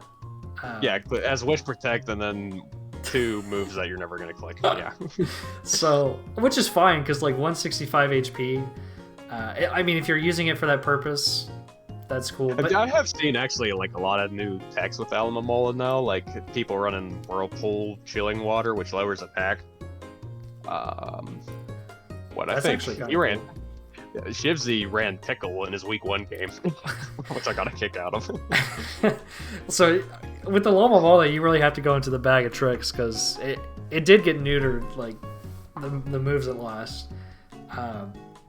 But yeah, for him specifically, I think it brings a lot of value because of the coach using it, but also he's got Ting Lu and Gothitelle, and like I think on his team, 6 points is well worth it. It's wild that he took it in round 3, though. Yeah, I think he didn't realize that none of us probably valued it that highly. But he's also the type of coach that drafts like Blissey round 3, you know, like when most people aren't picking it that early. I will say, Iron Moth, I didn't even realize this until 2 teams in our draft took this core, but Iron Moth Tinglu is a very good core. What makes it good? Just the typing synergy. Like what Tinglu is weak to fighting, Iron Moth resists, Fairy, Iron Moth resists, Bug, Iron Moth resists, Grass, Iron Moth resists. You know, they go well together. That's a good point. Oh, yeah, I didn't even think about that because for me, I was thinking about Iron Moth more as an offensive, which it is. But well, like, 100% is, yeah. But like, yeah, I mean, pairing it with Ting Lu, they do kind of cover each other pretty well. And Iron Moth, I think, is slept on too, just from the fact that it doesn't get Quiver Dance. But yeah, it doesn't get any of like it does get Morning Sun, which is nice, but it doesn't really have a lot of like support kind of moves. It mostly just click attack. But yeah, what Sludge Wave and like Flamethrower and yeah, maybe Terra Blast. Yeah. I mean, he has poison, so he's not clicking that. But yeah, but even so, like that thing is a threat. It does like, have good coverage. Not only that, it's. I could be wrong. I think it has the highest base special attack of anything we allowed at 140. It might. I can't think of anything this is else. This is like another staple of Shivsy teams. It's usually a pretty defensive kind of stally looking team, but then he has Iron Moth with 140 base special attack, and he's also got Haxorus and Iron Hands, who have 147 and 140 attack respectively. So like, I mean, that's the best way to run stall, in my opinion. Is you just have stall, but then you have like 2 or 3 months that are just that could just solo teams.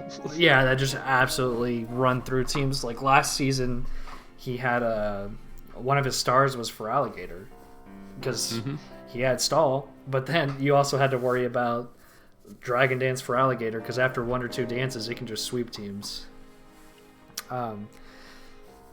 So yeah, I mean, he's got like Dachsbun can also Wish Pass, right, as a fairy. Yeah, kinda. It has 57 HP, so it's not past much, but it's good for recovery for itself anyway. Okay, yeah, that's fair. I did not realize the HP was so low. I will say, that's good defenses, so I mean, it still kind of works. Iron Hands is insanely bulky. Like, that's one of the mons I am most excited about to use this gen. Oh, yeah. Did you draft like it? No, just in general though. Yeah, like you said, it's practically unkillable, and it has 140 attack. Yeah, and fighting electric is a very good offensive typing. I feel like you just like slap an AV on this thing, and you could do AV, you could do Swords Dance. I think Punching Glove is a good item for it too. Yeah, because it likes Drain Punch for recovery, but also like it gets all the elemental punches. Like this thing's coverage is insane. I mean, just running dual stab plus Ice Punch just hits everything. Like, dude, we didn't even talk about like he's got 2 Paradox Mons, so he can run Booster Energy on either Moth or Hands and just get like even more power. That's insane. I think so I'm kind of surprised now that we're talking through it that I ranked this team how I did, because it's tied for Cloud with 15th.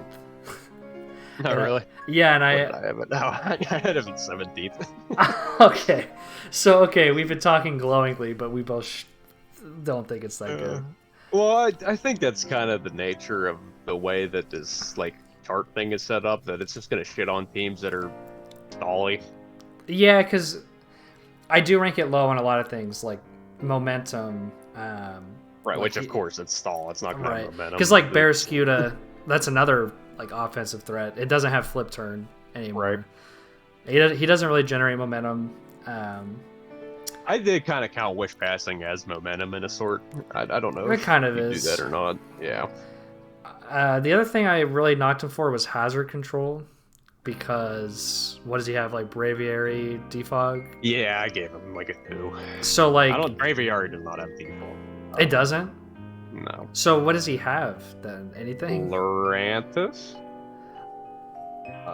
I think might be it. check again on Braviary. I think it does get defog, but Lurantis does. Either way, even if you're right. It does. Yes. Okay, so you're good. Even though it does, like, it's not like it wants to use that ever. Right. Yeah. I feel like if you're running yeah. a bulky team like that, you want good removal. Yeah, that's my like probably biggest knock. Honestly, is he can't generate momentum unless you count wish passing, and having like a shadow tagger and Gothitelle, it would be nice. I keep calling this a stall team. It's really not. He has Tinglu and Almamola. Like, yeah. Everything else is offensive. I don't know what I'm talking about. It would just be nice though if he could like catch you on a switch, you turn into Gothitelle and trap you. You know, like he has. For sure. He has to like double or like revenge. Send in Gothitelle, you know. Like, kind of cheating with spoilers, but he did play his week 1 game, and Gothitelle was pretty good in it. Oh yeah, like I imagine he's going to use it very well. And this team is going to be annoying to play against. When do I play him? Week 7? Yeah, that's going to be like a tough match. It always is playing him, first of all, but this team is by no means going to be easy to take down. I think you're right about the nature of the rankings being unkind to this type of team, though, because I think it's going to put in work. Like, I mean, it passes the eye test, I think. Anyway, it definitely has flaws. But... Terra Poison. You said you were going to talk about it when we got here. A lot of the same reasons that I said Iron Moth pairs well with Tinglu. Tinglu is very good with Terra Poison because Poison just resists so many types that Tinglu is weak to. Okay, yeah. That makes sense. And then also Iron Moth, can double poison stab. Haxorus likes it because it could be fairies.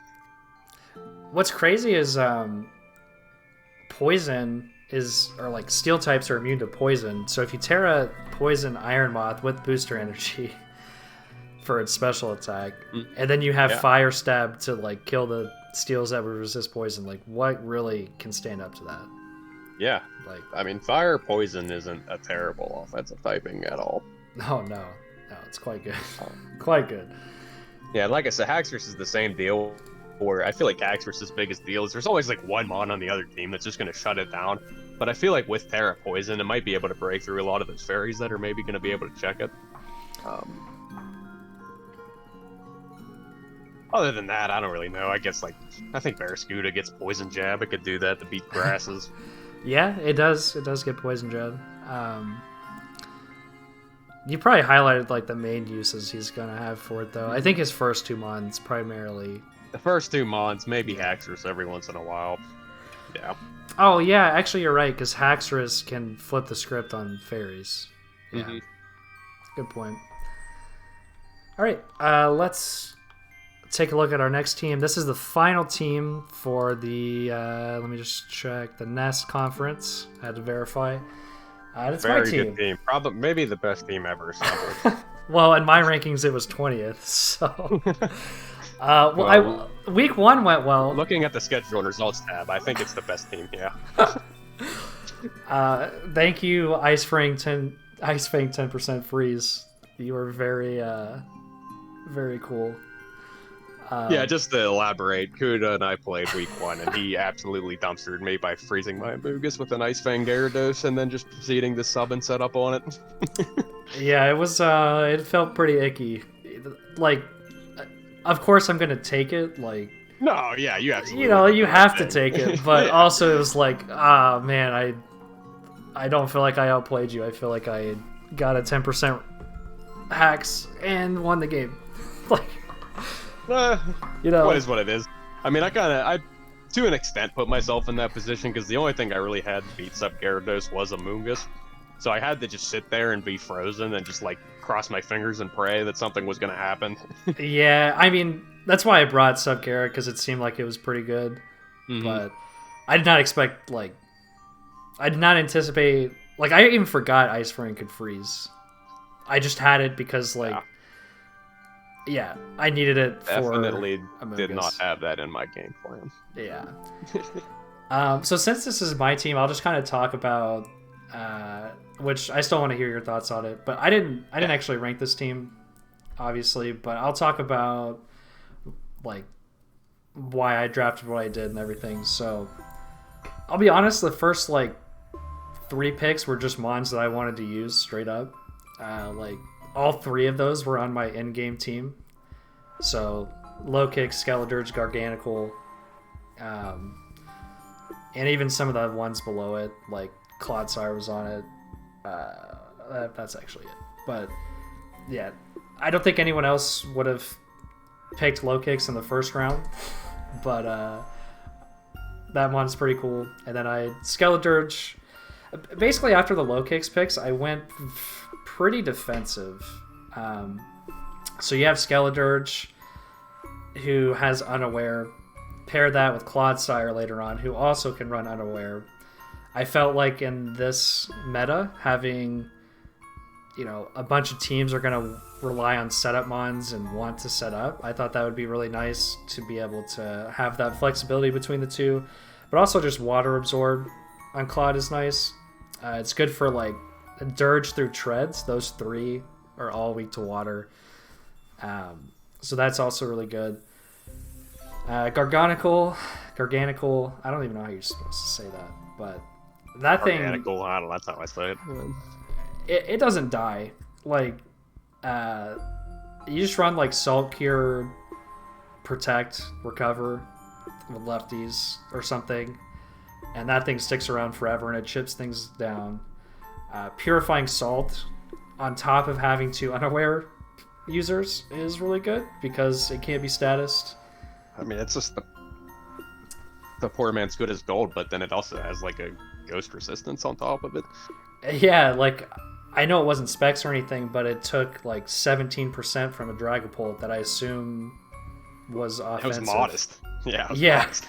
Yeah, and to be clear, it was fully physical defense. Not even, like, yeah, I had max HP, but I didn't have any investment on special defense.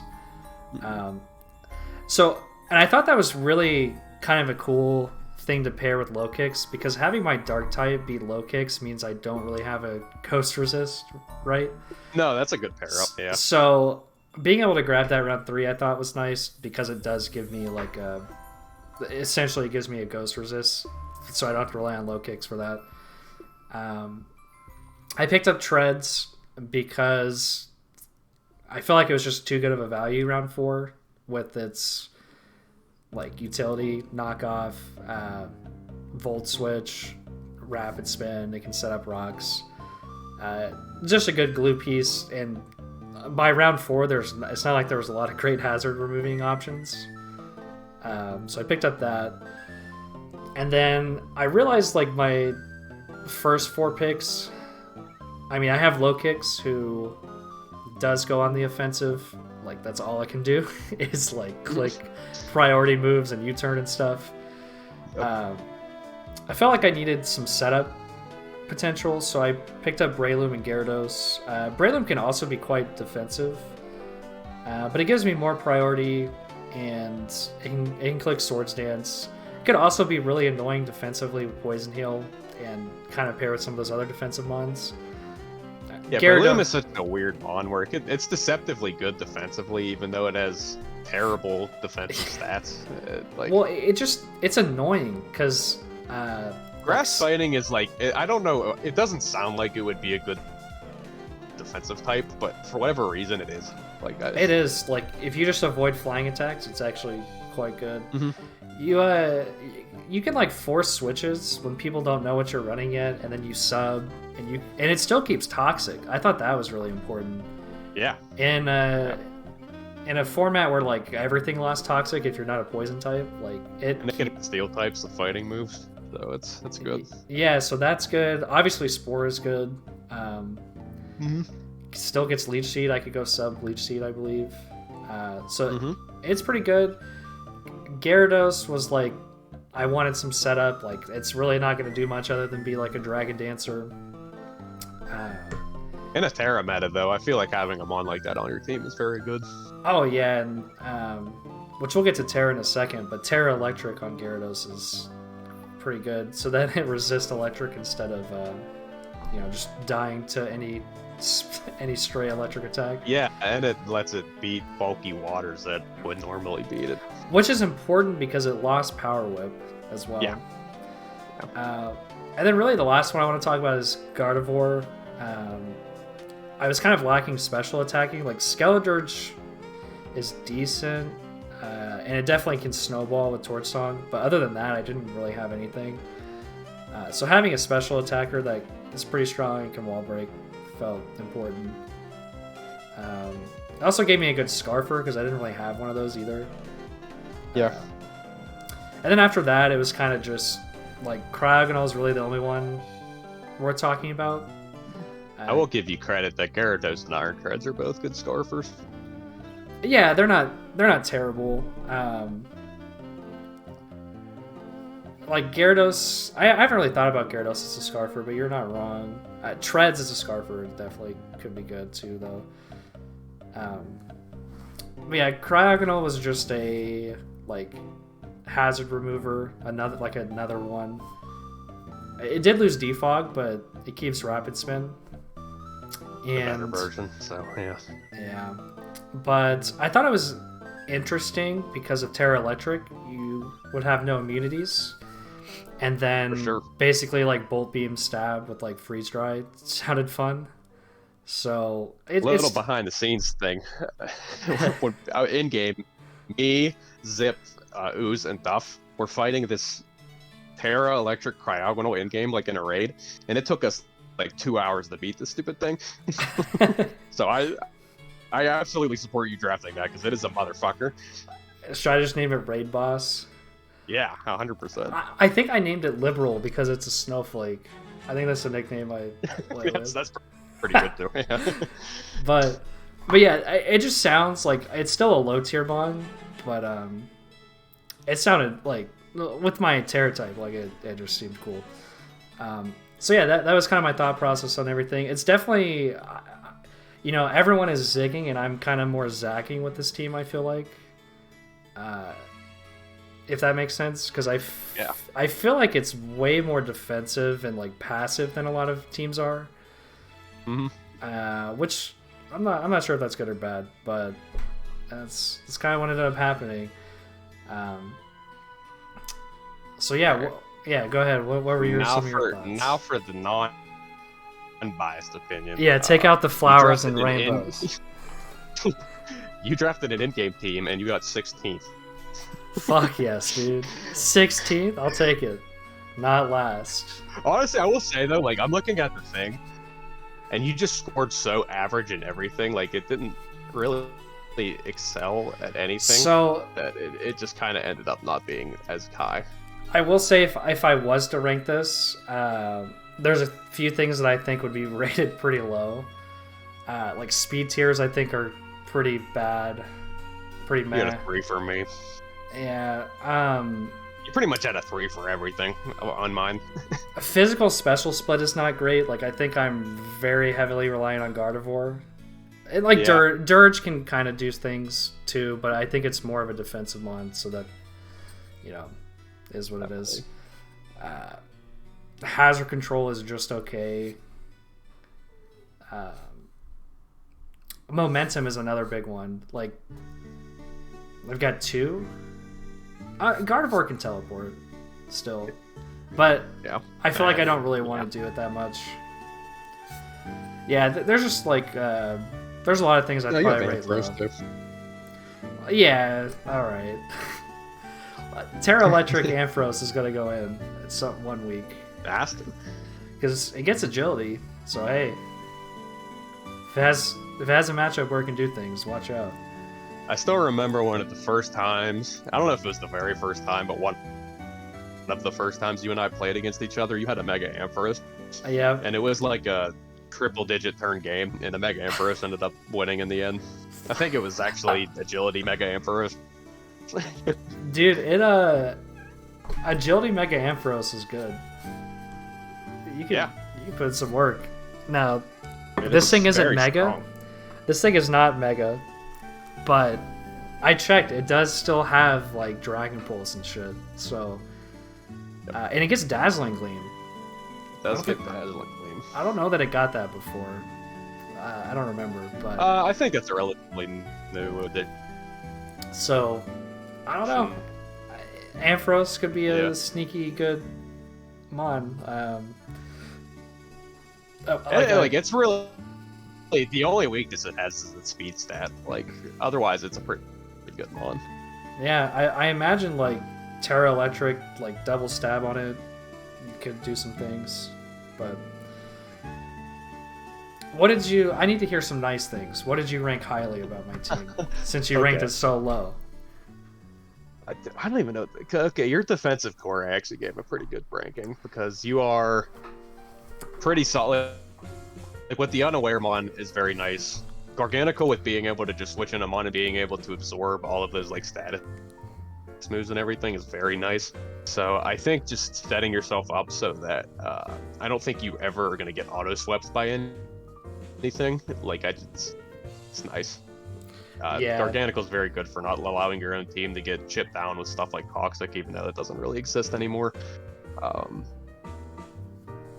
Yeah, I mean, you have two Unaware Mons, which is pretty cool, especially in this kind of meta. Yeah, that's what I kind of meant when I was like zigging while everyone else is zagging, you know, like. Yeah, and I mean, like exactly what happened in our game. You do have the Mons that are capable of being able to actually beat a team. Like, you're not just a passive defensive team. You do have Mons like Low Kicks, Breloom, Gyarados, Gardevoir. Like, you have a solid roster of Mons that are going to be doing damage to stuff. So you just gotta be able to, I mean, this sounds stupid. It's like score points to win game. Like, you just gotta chip the other team down before they do it to you. Yeah, it'll be interesting. I feel like this is the kind of team that I usually do better with. I don't want to say I'm like crippled by needing to have defensive Mons, but I kind of like, I've tried running hyper offense and I usually don't do as well. So I think this team kind of suits me a little bit better, like a bulky offense, having a defensive backbone that I can depend on type of thing.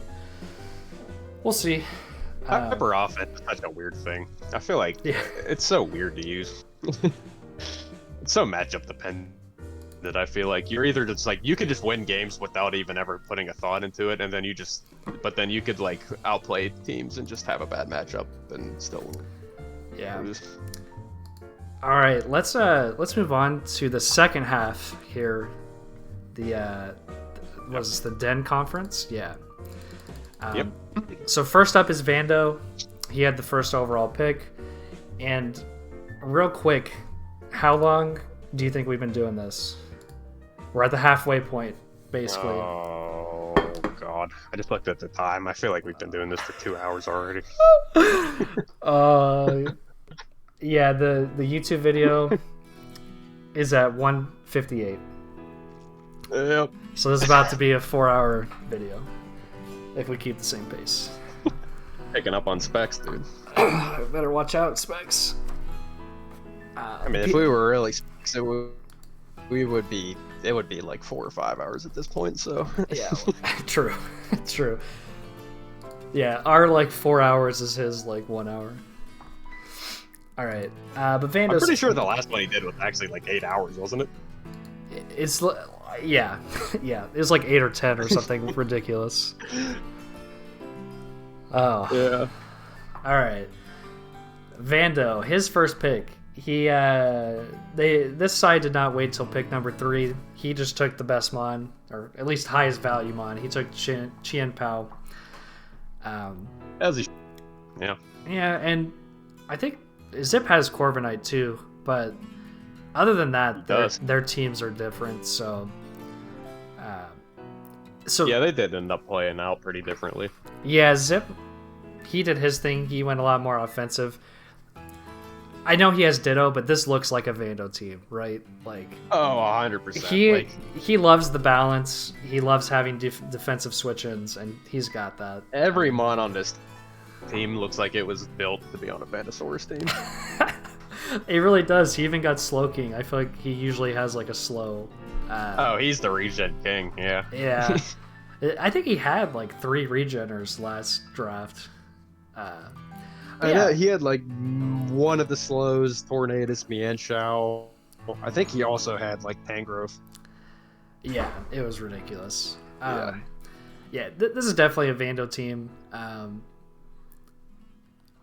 Honestly, kind of similar to mine in a way, in that I feel like it relies a lot on defense.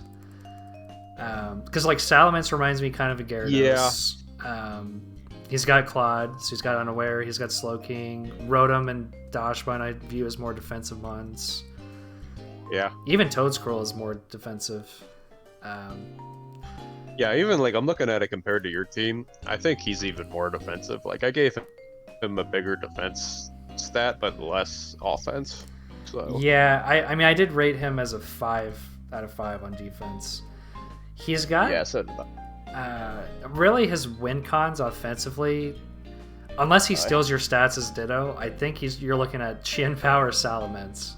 So if you have answers to one or both of those, you're probably in decent shape. Yeah. But is there a better Ditto user in the world? Like, forget Woods. Like, and look at that logo. I mean, the dude is just like built different when it comes to Ditto. I mean, all you have to do is like look at his championship game against Shibzi. We have never seen play so expertly done with Ditto. Like, it's the greatest replay of all time, and it's just the Ditto master Ditto in and out. Yeah, I know the stats don't look good because here he is losing to Shibzi week 1. Ditto went 0-1. But I didn't even think that you matched the two of them up week 1. Yeah, that was the rivalry there. So yeah, I mean, it is kind of telling. Like, you just look at his week 1 stats, and that's a very small sample size. But like, Slowking picked up 4 kills, and I don't think that kind of thing is going to be uncommon for him because he doesn't exert a lot of offensive pressure. Like Chien Pao alone is crazy. Don't get me wrong. Like, don't get it twisted. But and Salamence, ultimately, something like a Slowking and a Rotom Heat, they're just going to be on the field more often, right? So you're going to have to count on like those two bonds probably actually picking up kills and stuff, because Rotom Heat and Slowking are actually pretty good offensively. Definitely not bad. Yeah. They're just going to be on the field more often, so I think it's going to be a lot of it, like the two of them, maybe Toedscruel, like trying to get shit down, maybe get a kill here and there, just to wear shit down for Chien Pao and Salamence. It is interesting because he suffers from the same issue as Zip, where their physical special split is so off balanced. Yeah, I gave 2.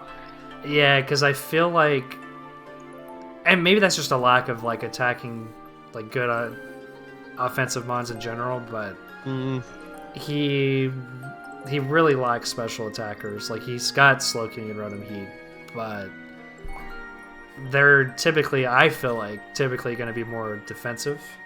Definitely. Yeah. So, with that being the case, and like, yeah, Mence is actually a pretty decent special attacker.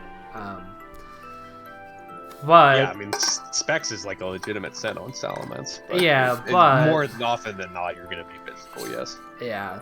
Well, and especially because, like, who else is, if he doesn't have DD Mence, I mean, who else is he setting up with? Like, like SD, Chien Pao. Yeah, bulk up Corv, maybe. Yeah, Curse Claude. Curse Claude. I guess I could don't sleep on it. That could actually be kind of good. Yeah. I mean, I think Rotom still gets Nasty Claude, right? So I think. Oh yeah, I think so. I'm not 100%, but yeah, they maybe. do. They do. Yeah. Terra Ice is interesting. So that's going to make Chien Pao hit extremely hard. But yeah, but I don't know what else really gets a lot of value out of it. Because honestly. that's the thing about ice is like, I can't really think of any reason why you would ever Terra ice defensively. Never. So I mean, literally, the only type that ice resists is ice. So you're never gonna do it. yeah, I will say we haven't talked about this yet. Slowking gets a move called Chilly Reception. Mm-hmm. It's like the slow pivot. It's not guaranteed to go last like Teleport was, but it has 30 speed, so it's gonna go last. Right? Yeah, but like most of the time, Slowking is gonna get to go last. And that's really great for getting Qianpao in with a defense boost. Yeah, 100%. So that's kind of a cool combo because Qianpao does not have a great defensive type, but 80, 80, 65, and then you give its defensive boost, like suddenly it can start actually taking a hit or two. 80-80 with the defense boost is actually pretty respectable, yeah. Yeah, like that's no joke. So yeah, it's still, folds to any fighting attack, but it also gets Ice Shard, so that too. So yeah, I think that's my biggest problem with this Terra type is I feel like it's just almost always going to be Qianpao spamming Ice Spinner, right? Yeah. Nothing else is ever really going to use it. He did in his week 1 game. He Terra'd his Slow King to get Ice Beam Stab, but I honestly feel like that's kind of a bad move because it got 4 kills, so I guess it worked out for him. But like I don't know. I feel like turning your defensive pivot into a bad defensive type isn't necessarily always going to work. Yeah. In this situation, it worked out obviously because it was his only mon that really did anything that week. But if there was a single Pokemon in this entire format that you would be like forced into tearing it every week, like Qianpao's a good one to. It is. But even then, I think Qianpao likes fighting better. Doesn't it get Sacred Sword? Yes, or something. Does. Yeah. So, well, and then. And even then, like if you're gonna take a stab move, I think Dark is better than Ice. Yeah. Well, and Dark is pretty good defensively too, because what's his? It's just a better type. His Ghost. Oh, I guess he has Persian, but kind of similar to me with low kicks. Like you don't really want Qianpao to be your Ghost resist necessarily. Mm-hmm. Because Ditto's gonna transform into whatever. So yeah, Persian and Qianpao. Persian is 65, 60, 65. That's not gonna cut it. Not too good. Yeah, I don't see Persian coming very much. Yeah, we'll see. But I ranked this team pretty high, actually, because he got a lot of 5s. He really did not get... Really, other than the physical special split, I ranked him at least a 3 and a lot of 5s. So he ended up tied 4th on mine. He was 10th on mine. And I will say he got a 3.5 or higher on everything except physical special split. And I do have the Terra Synergy, which that you didn't have, that I gave him a 2 on. Because I feel like he's only ever going to do it on Qianpao. That's fair. I see. Yeah. Because my quote-unquote team synergy includes Terra, I still, he got a 5 on that. Because, I feel like his team... Well, his team does have good synergy. Yeah, so that's... It's just interesting how, the slight difference can make... Because, those 3 points could legitimately be the difference between tied 4th and 10th, Yeah, right. I know I was a little bit nicer maybe in my rankings, but still, 3 points... The teams are not separated. Well, it made it all evens out at the end, right? So it's Yeah. All right. Let's take a look at the next team. This is another newcomer. So we have 3 people who are new to Woods. We only had 1 in the other conference. We have 2 in this one. So this is Stan, the Albuquerque Ambipoms, which we're still waiting on a logo. Which I think... I'm going to have to put one in there. I think someone may have been... TRK, maybe? Metroid. Yes. Started to. Yeah. He made, a sketch for it, but I don't think she ever finished it. Gotcha. Because, I think, to be in her defense, I don't think Shatteru or Stan, which Shatteru's like basically Stan's manager. I don't think either of them ever really like acknowledged that she was making one. Yeah, maybe they should follow up, but Yeah. That's okay. So, right off the rip, I'll just say it. This is the team I ranked last, 19th. Yep. For me. 20 for you. Yeah. So, this is the biggest knock on it for me was the hazard control. So similar to like Zex's team, there's no way to remove hazards on this. None. Which is kind of like a big deal when you have like Volcarona and Masquerade. I know you can just slap boots on them, but there's knockoff. Like, yeah. So they're 4 times weak to rocks, and and they just like it's not like he has a lot of rocks weak Pokemon, but those two are 4 times, and I don't know. Masquerade and Haunter are off the ground, so his like poison type. No, he's got Pex. Never mind. Yeah. But even still, I didn't like shit on it. He has very good setters, so I didn't shit on. I mean, I gave him 1.5, so I'm not gonna pretend like I didn't shit on him for it. But like, I gave him. Yeah. I feel like you can't have higher than a 1 in my rankings if you don't have removal. That's just. Yeah, if I wasn't doing halves, I would have done a 1. Yeah. So. But you're right. He has like good hazard setters. I just think it doesn't matter when he has every hazard. He has multiple rockers. He's 3 rockers actually. 1 spike setter. I may have been a little too cruel. 1 web. Because he does get every hazard, which is like important to note. Because you get webs, you get T spikes. A lot of teams don't have either of those, let alone both. Yeah. I think Haunter gets T spikes now too, so he has 2 T spike setters. Oh, that's interesting. I didn't know that. I know Gengar does. I assume Haunter does. Yeah. Yeah, probably. Like.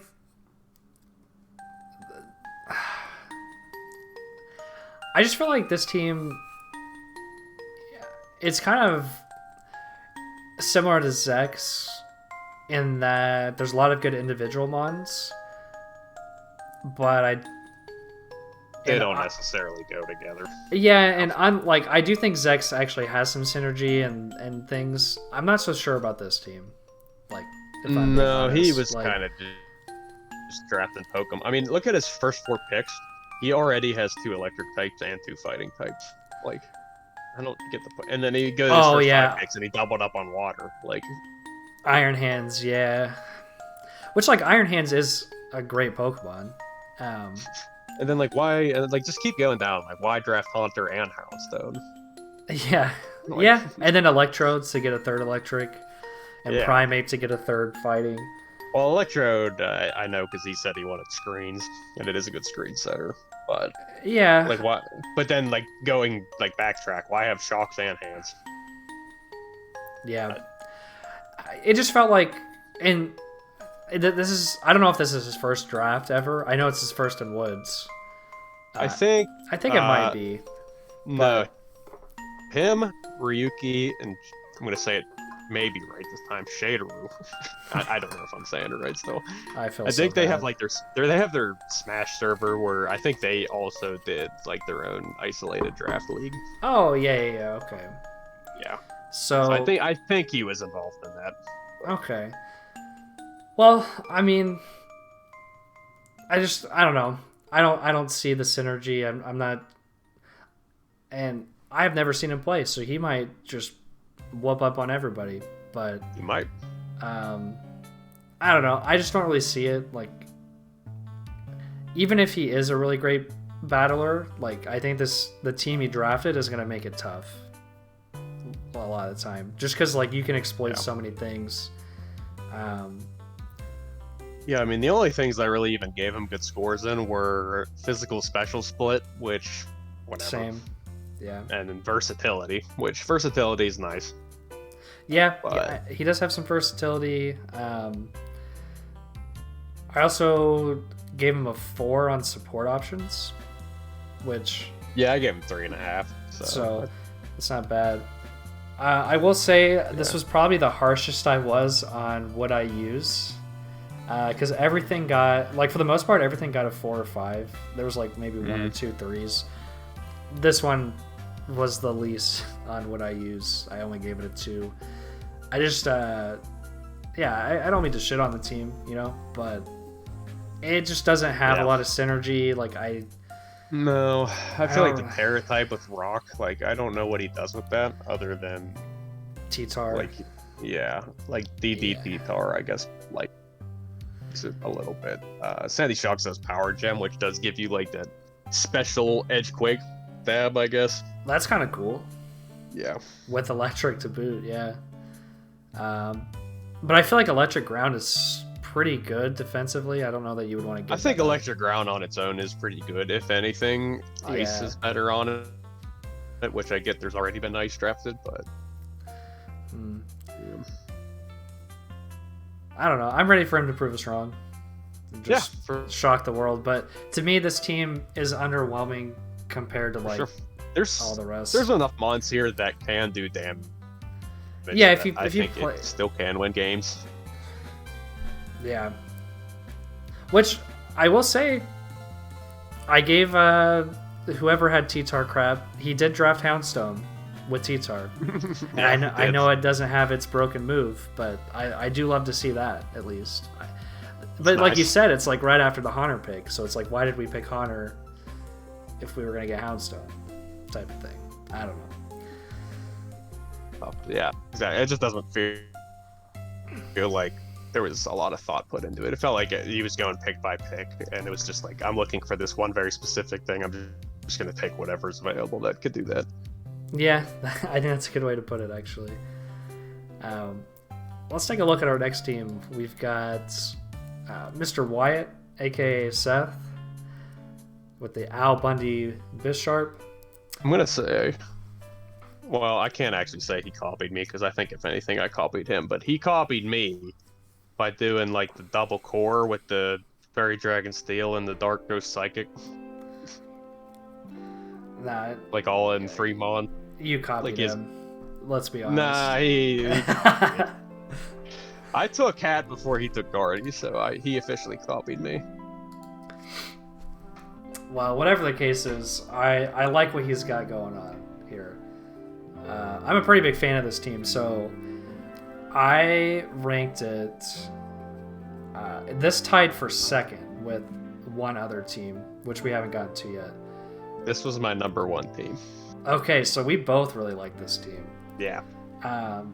So it's funny, Golden Go was tied 4th for me on the first team it was on. Now it's tied 2nd, and I think for you it was 2nd. I think your top 2 teams have Golden Go. 1 and 3. Yeah. 1 and 3. Okay, that's what it was. Either way, like, we like the Golden Go teams. So I think this team is... It's got a couple things that are weak about it.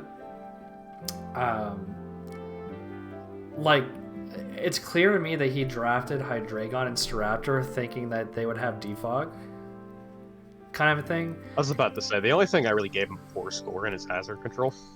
Same. Everything else is a 4 or 5. Out of 5, of course. So the fact that his only removal is Rapid Spin on Quaquaval, or however the fuck you say it, I feel like which you don't. I don't feel like you don't want to run that often. So no, like, pigeonholing that is bad, because I feel like you would rather Aqua Step, Moxie Boost, Snowball, win the game with it. Yeah. So that is an issue, but other than that, I really struggled to find holes in this team. Like, I feel top to bottom, it's got, like, it checks all the boxes basically for me. Yeah, it does. I feel like the only time he's ever going to lose is if it's someone gets hazards up on him and they have a good offensive matchup, because I don't think his defensive core is, like, overly strong. Like, it's good enough that I think it's fine on, especially on a more, you can tell this team is more offensively oriented, so I think not being, like, especially good on defense is fine. But if you stack a bunch of hazards on them and you have a good matchup that like you have a mon that's just going to be able to run through this team, it's going to be hard to deal with. Well, and they are more offensive, but Golden Gull and Hydreigon actually have like insane defensive synergy. Yeah, they do.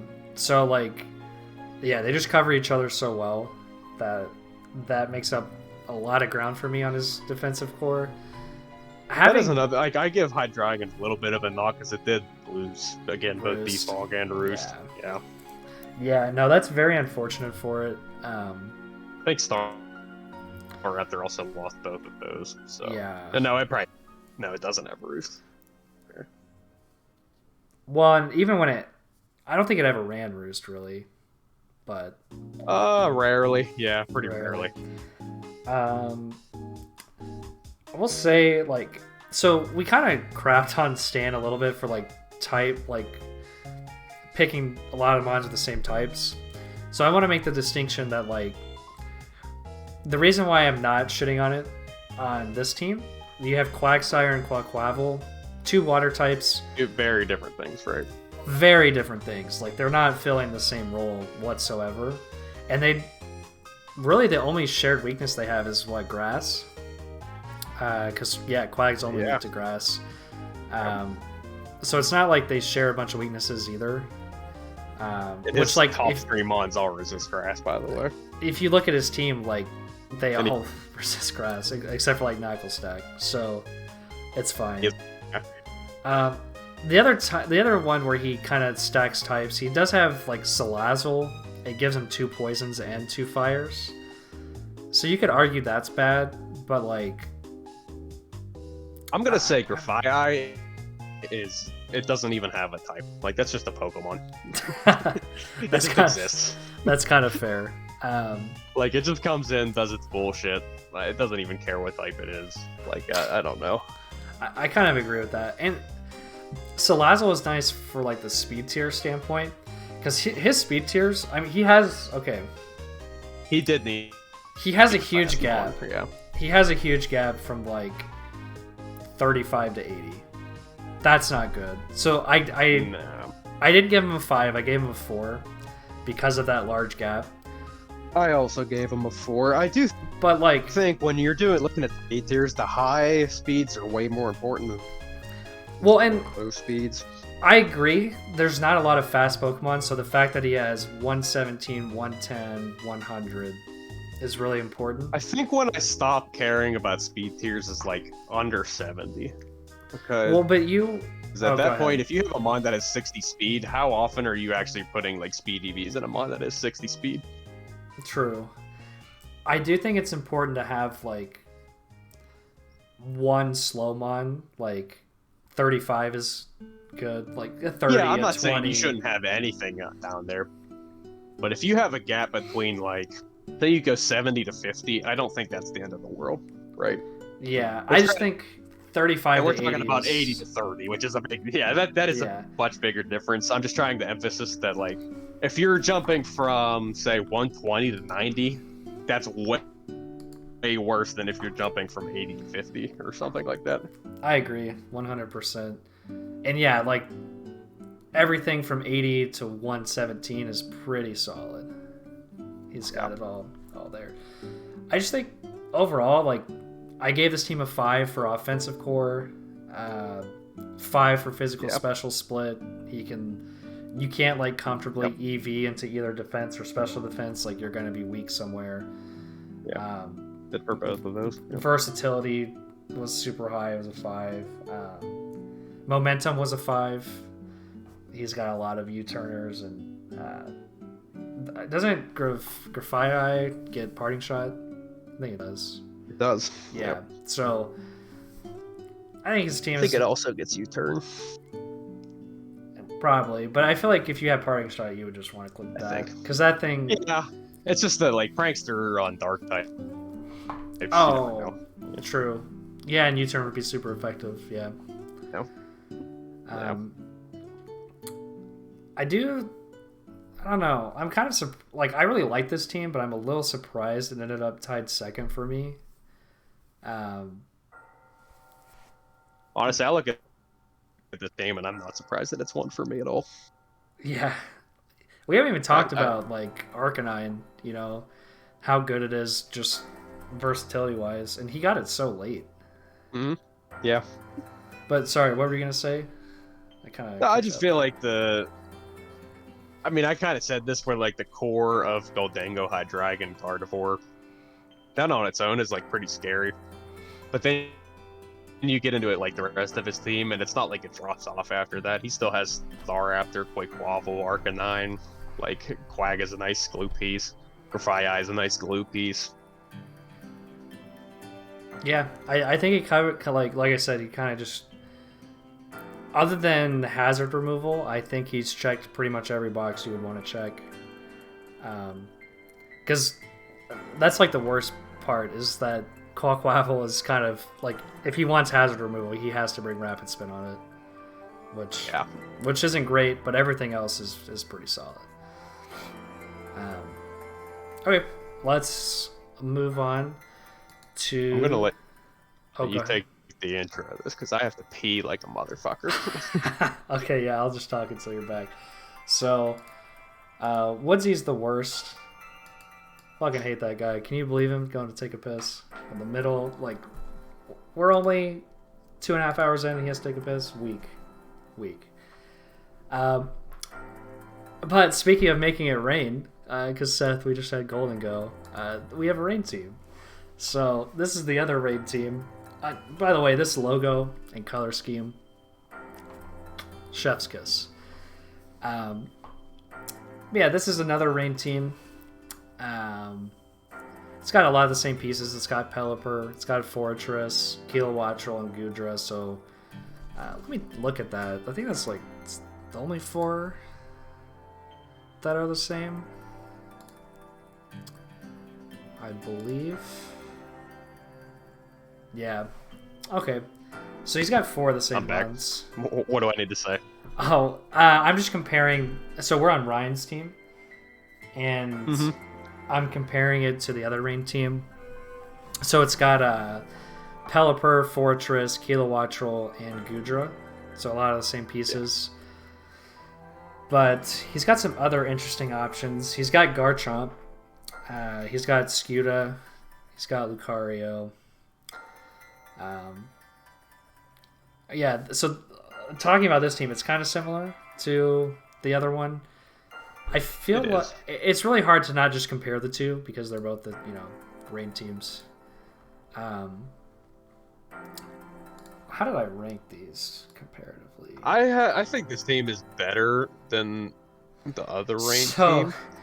Funnily enough, I didn't realize this until just now.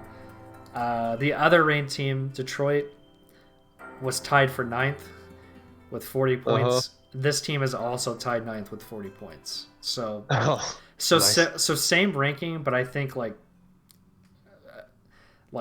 they had different strengths and weaknesses. 13. Yeah, I had the other one at 13, and this one's tied for 7th. So I mean, it just kind of evens out to whatever yours is, right?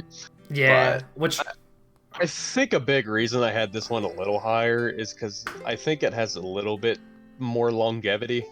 Like, I wouldn't say he has a good defensive core, because he has a lot of weaknesses in the sense that I remember he had a lot of types that he was weak to. He has no Ghost Resist. He has 1 Flying Resistant Kilowattrel that doesn't count. He has 1 Psychic Resistant Fortress, 1 Fairy Resistant Fortress that, it has a quad weakness, so if either of those types have fire coverage, it's fucked. Hey, but he's got rain. But he has rain, right? No, yeah. But it's in the sense that, like, a lot of those types, like, say, Ghost and Psychic that he might struggle against, that might not even matter, because he has Florges Gudra, who I feel like a lot of the time could just come in on those kind of mons with base stat alone. Yeah, and I know this is true for every team, but the way you just said it made me think of it. I feel like Ryan's team in particular relies on momentum because if he loses it, I feel like he's going to struggle to kind of regain it. But if he has momentum, like, holy shit, you are just getting wailed on by a lot of his things. Yeah, and I feel like that's how a rain team should be, right? Because it's essentially HO. Yeah. His team is maybe less HO just because he does have like Fortress, Scooger, Florges, but Yeah. Yeah, I think so first of all, Ryan should be happy that I ranked it tied for 9th, because usually, for whatever reason, I rank his teams pretty low. And so being middle of the pack, you should not be as pissed this time. But also, I don't know, like, I think, like, Garchomp on a rain team is interesting. We've already, like, I know he's got 2 dragons. We talked about Gujar being good in rain previously with hydration. yeah. But Garchomp, like, it's going to be a good lead for him. But I think it'll also be a lot of things that give rain trouble, at least in theory. Oh, God. Terra fighting with Metacham might actually be... Yeah, I was about to say, I really appreciate his full-on commitment to the new and improved Metacham. By new and improved, I mean, has, like, close combat. Well, so you just give it a choice scarf, Terra fighting, double stab, pure power. Oh my god. That's actually fucking scary. Yeah, I mean, Scarf Pure Power close combat is no joke, especially with Terra fighting. Good god. Yeah, that is fucked up. He's looking through again, like, who else had Terra fighting on the other side? Because I feel like there's a lot of similar stuff there. Can't even remember. That was Shadowroo. You just had Florges, I think. But yeah, I feel like it's good on Florges because it helps you beat steals. Kilowattrel, like, you get that flying fighting coverage, which I guess is nice. That's not Same thing bad. with Pelipper. Fortress could do Lucario. body press. Yeah, Lucario. He does, and I feel like this is typical on weather teams. He's got a lot of, like, multiple typings. This is kind of like Glaceon, I feel like likes it. But yeah, sorry. Terra fighting. Oh, you're good. Yeah, ice fighting is pretty good offensively. At 130's, actually, this is funny. Glaceon is his highest base special attacker at 130. That's interesting. Well, I feel like getting rid of a shitty defensive type and it allowing it to be both like a Wishmon. And also, I think ice fighting is the 2 types that hit the most other types super effectively. So that's pretty interesting. Fun little fact for you. I like it. I like fun facts. Yeah, I don't know. I feel like with weather, like this rain team, I don't really know what to talk about. Like you said, you kind of know. Like, okay, I say that you kind of know what's gonna happen. Ryan is known for just bringing wacky sets, and like they work a lot of the time, but they're very unorthodox. And if there's anyone who could make a rain team interesting and not static, Ryan is your guy. I'm very interested to see what I don't know why I'm like honing in on this random ass Metacham for no reason, but I feel like just knowing him, he's gonna do so much random shit with this Metacham. Well, it was his 3rd pick. Like, he picked it very early. He has Terra fighting for it. He's just a Metacham stan also. I know he likes the Mega a lot. I didn't know that. Or at least competitively. I don't know if he likes it as a design or not. But where's Komala? That's my question. Doesn't have last resort. It's basically dead. Yeah, it's basically an unmon. You said you ranked this one where? 13th? 7th. 7th. Okay, Tied for 7th. Tied for 7th. Okay, so pretty high. Where was it? The other rain team that was 13th? Yeah, the other one was 13th. Okay, interesting. So my Ryan bias made him tie with the other rain team. Got it. Yeah. Got it. Okay. Although, I mean, looking at the 2 of them together, I don't even necessarily think one is better than the other. It's just kind of how it ended up. Yeah, that's fair. I do think Garchomp is probably... Let me look at the other one again. Oh, no, because he's got Baxcalibur and King Gambit. I don't know. I do think Garchomp has a case for being just the best mon in this format, period. I don't know that it will be. You wanted it to be higher, even though it lost stuff.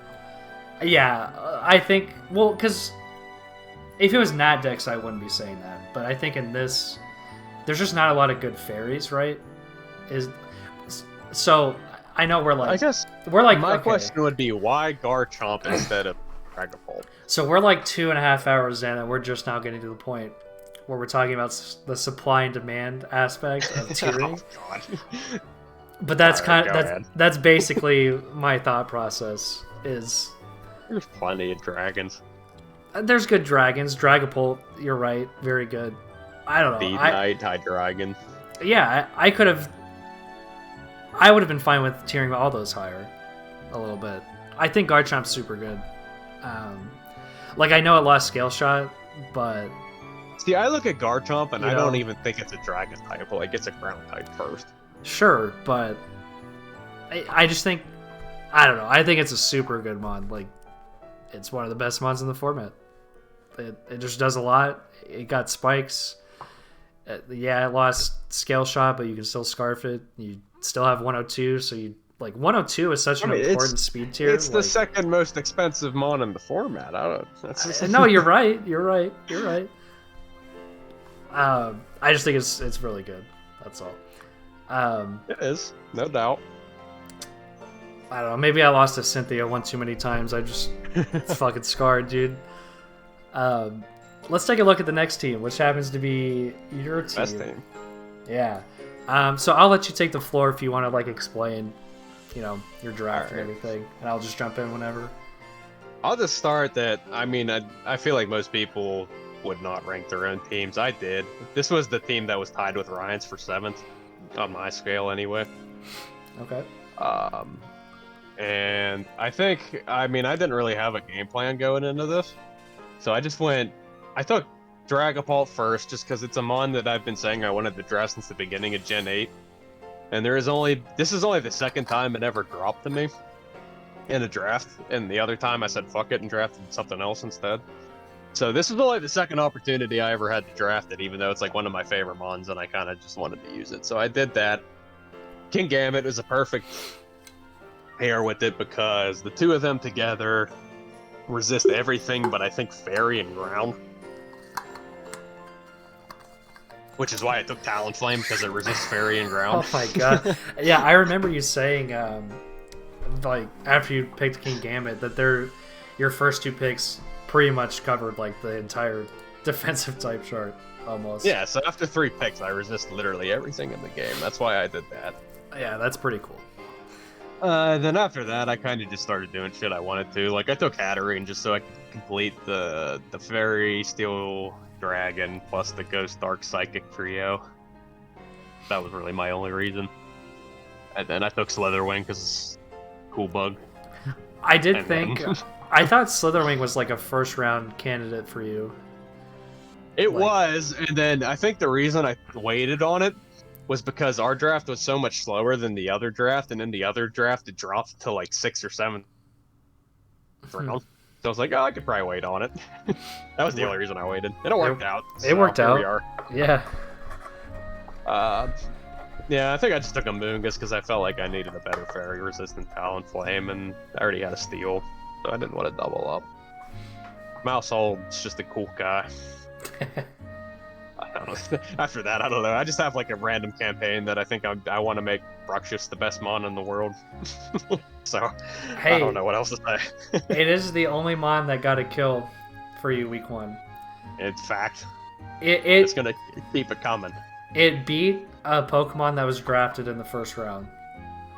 Fact. Low kicks. It absolutely dominated. So made a fool out of it. I feel like the Donphan pick was because you lacked hazard control at that point. Yeah, I took it because of spin and because I wanted a rock resist that wasn't Kingambit.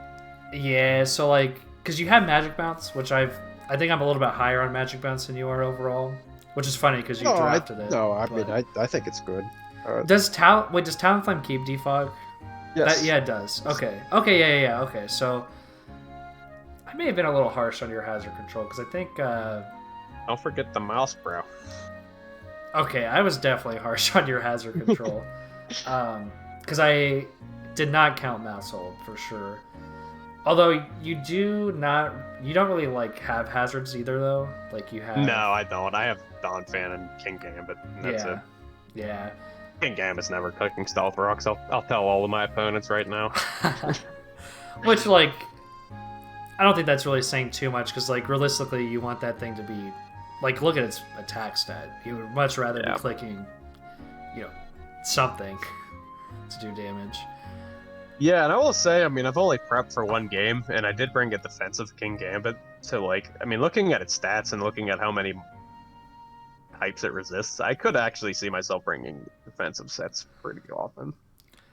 Yeah, 100, 120, 85. That's no joke. On a steel type, Mm-hmm. Like, yeah, it gets blasted by fighting, but look at your Terra type. Also, we haven't talked about that yet. Yeah. I mean, the second I took Dragapult, I knew I was taking Ghost, which is kind of why I also took King Gambit. Because I feel like King Gambit really benefits from Ghost. And also, I kind of like already knew that I was taking Slitherwing at some point, just because I think it was the mon I wanted to draft the most, and I feel like fighting Ghost is just kind of a good combo to have. Yeah, I think all three of those are excellent, like Terra Ghost users. I could even see like Hatterini going Ghost some weeks, because Psychic Fairy Ghost Stab with Calm Mind sounds pretty good. Yeah. I think Terra Ghost is a really good Terra type in general, but for your team specifically, like it's probably the best type you could have picked. I could even see myself using it on Bruxish at some point. You gotta stop with this Bruxish talk. Like Bruxish for MVP. Like it was your last pick. It's got. Well, yeah, it's Brock Purdy. Yeah, all right. Name it Mr. Irrelevant then. I might. Pretty good. He's pretty good. This fucking jokes, dude. Okay, so for me, the lowest thing I ranked for you, there were two things I gave it 3. Everything else was 4 or 5. Momentum was a 3. Because you got like U-turn Polt, U-turn Talon. I think that's it. Maybe Mousehold gets. Oh, Mouse. Yeah, Slitherwing gets U-turn too. Okay, that's not too bad. Alt switch. Okay, and then the other one was Hazard Control, which I gave a 3, but I think I would bump that up. Part of it too was that you do like actually setting hazards though, so that might have been why it was ranked lower. No, I'm not very good at hazards. But overall, which is really stupid of me because I feel like one of the best parts about Terra Ghost is rapid block or like spin blocking. True. I don't have good hazard setters. No, but it's really hard, I think, in a regional dex format to hit everything. Like, yeah, it's just like you have such a limited pool. But overall, I was higher on your team than you were on mine. You tied for 4th. Nice. So you had there's actually 3 people who tied for 4th. Jared tied for 4th. You and a team we haven't gotten to yet. Yeah, I think your team's really solid. It's really hard to like. I really think like you sold me after the Talonflame explanation too, but I think your first 2 picks with Terra Ghost alone, it's kind of similar to like Shideru's team, where he had fucking Golden Go and Glamora. Like, yeah. He kind of like, I mean, it does matter what you do after that, but also it doesn't. Like, you just, it's such a good start that like. This is my example of why I had Seth at 1, because he had the same first 2 mons, but they were just different mons. Like, they did the same thing, but they were, they're the same 2 mons. But I felt like he actually did a better job after those 2 than I did. Which I guess I agree, because I ranked him tied 2nd and you're tied 4th. So I think I actually focused too hard on like there's not that much hazard control. I got to focus on hazard control. I actually think I focused too hard on that instead of just like putting some mons out there. You do remove hazards just fine, but if you had like because you really don't want to run Rocks on Gambit very much, and you're not going to want to bring Donphan every week, so it is kind of tough. And I don't know what you do, because I think your first...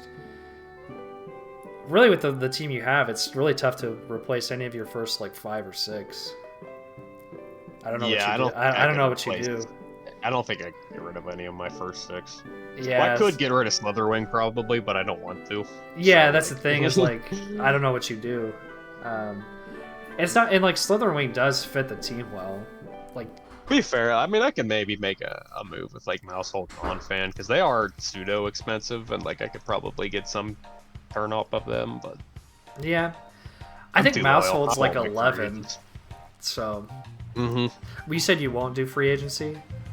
Never. I respect it. I'm loyal. I'll put them boys on my team. I'm not letting them down.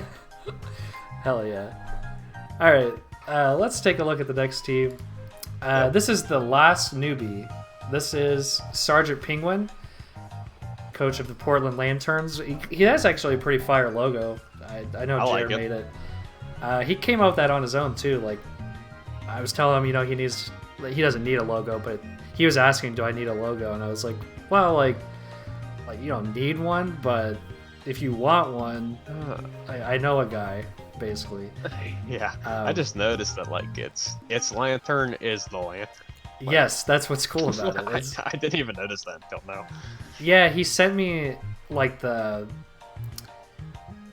idea he had. He's like, I want the lantern to be like the lighthouse, and I was like, oh yeah, that's pretty cool. So I do like that. So Sergeant Penguin and the other 2 people are from Shadera's Smash crew. This guy's actually like, we're not like in a Smash crew, but I did meet him through like Project M tournaments, and he's from Nebraska, so he's like a state or 2 away. It's not like I like see him all the time. I'll see him, I don't know, once or twice a year at a Smash tournament that is fairly big that we're both at. Apparently he's into competitive Pokemon. He's never done Draft League, but when I was talking to him, literally I was talking to him at a Smash tournament. He was asking like what games I'm into, and somehow like Draft League came up, and this was like 6 months ago, and he was interested. He's been in like Woods just kind of lurking for a while, so it's cool that he finally signed up, and he knows the lingo. He knows competitive Pokemon. Like, we'll see how he adapts to Draft League, but yeah, I think he drafted a pretty interesting team. He kind of picked a lot of the same things I picked. You had mentioned that. Yeah, because I played both you and him in back-to-back weeks, and it's just like half of it's the same team. Yeah, because he's got Dirge, Breloom, and Lokix, which I had those 3. Oh, and this is funny too. I meant to mention this. So he mains in Project M. He plays 2 characters. He plays Link and Jigglypuff, and I think it's very fitting that he took Screamtail because of that. No, he's like a puff dude. Breloom is basically Link, so yeah. And he already played his week 1, and he nicknamed all his Pokemon. So cool, dude. I'm here for it. Big dub. I didn't even tell him to do that. He nicknamed his Pokemon, so that's that's what we like to see here. Both him and Rick did. Yeah, that was great. They're Big W. Both seem like good additions. But speaking to his actual team, I feel like this was kind of like a lot of teams have been like middle ground on a lot of rankings. Yeah. I feel like for him, there were a lot of things ranked 5, but there's also a lot of like 2s and 3s. In fact, I didn't rank anything 4, so it was either like I thought he was exceptional at something, or he was like pretty average to like below average at things. Yeah. So that ultimately ended up getting him ranked 14th for me. He was at 38, so it's not like he was like very far behind, because a lot of people are in like the 40 to 42 or 3 range. Yeah. But some of the weaknesses I saw, the speed tiers are pretty bad. Momentum is pretty bad because he's got like Bombardier and low kicks, and that's it, I think. Yeah. And then his offensive core I didn't rank too highly either, although it's definitely not bad. But yeah, I don't know. So, what are some of your thoughts? I've been rambling here a lot of the stuff that you said is like, I don't know. I feel like I gave him. He was tied for 18th for me. I'll just start with that. And it's so weird because looking at his team, he has a lot of mons that individually I would be scared of. But then I don't feel like they necessarily come together to make one coherent team. And I think the only things I really gave him good spots on were like I gave him good support because he does have Screamtail and Glamora. I kind of give points for like having an Unaware Mon and like having Parting Shot and Drought. Like he has all of this stuff. I don't really necessarily know what takes advantage of Drought other than itself and Skeledirge. Well, he does have Terra Fire. Yeah, he does have Terrifier. Yeah. So I think that's a trait of a lot of our new people, is that the teams they draft don't seem to be like as coherent or like they cover just see, like, or like check the boxes. I'm gonna take it. Yeah. Yeah, and I think that's it's a legitimate like skill, and when you see other teams and you've kind of drafted a few teams, you get better at it. Because I think like for him, or like for anyone who's new, like when I was new to draft, you kind of just pick mons that you want to use, right? Like yeah, for sure. Like I know I didn't help him draft his team, but I know like Skeledirge was like he wanted that first. Like that was he just really liked it, wanted to use it. And I do think it does pair, like it's not Golden Go Glamora, but Skeledirge Glamora is pretty good. Because it does still block spin, it's unaware. Yeah. So that's nice. He's got some good things going with like you mentioned Torkoal. I do think having Terra Fire with Torkoal is pretty interesting because like anything could take advantage of that. Yeah. Backscowl with Fire is very good. That's what I was gonna Screamtail with say. Fire is good. He has a lot of the same mons that the other Terrifier team did with Backscowl, Screamtail. Yeah. It's interesting. I do think like Baxcalibur and even Gallade, like there's a lot that could benefit in the sun. He's probably gonna bring Torkoal a lot though, because his hazard. Like the bird. I mean, he does have Glamora, I guess, to be fair, but his hazard control is kind of weak too. I mean, I could see him bringing both of them a lot, honestly. So I think it kind of works out. Yeah. Yeah. So it looks like we're both kind of lower on this one. I am generally pretty low, but it's the same thing where I think he has enough scary bonds that I think he can make. He also just like something work.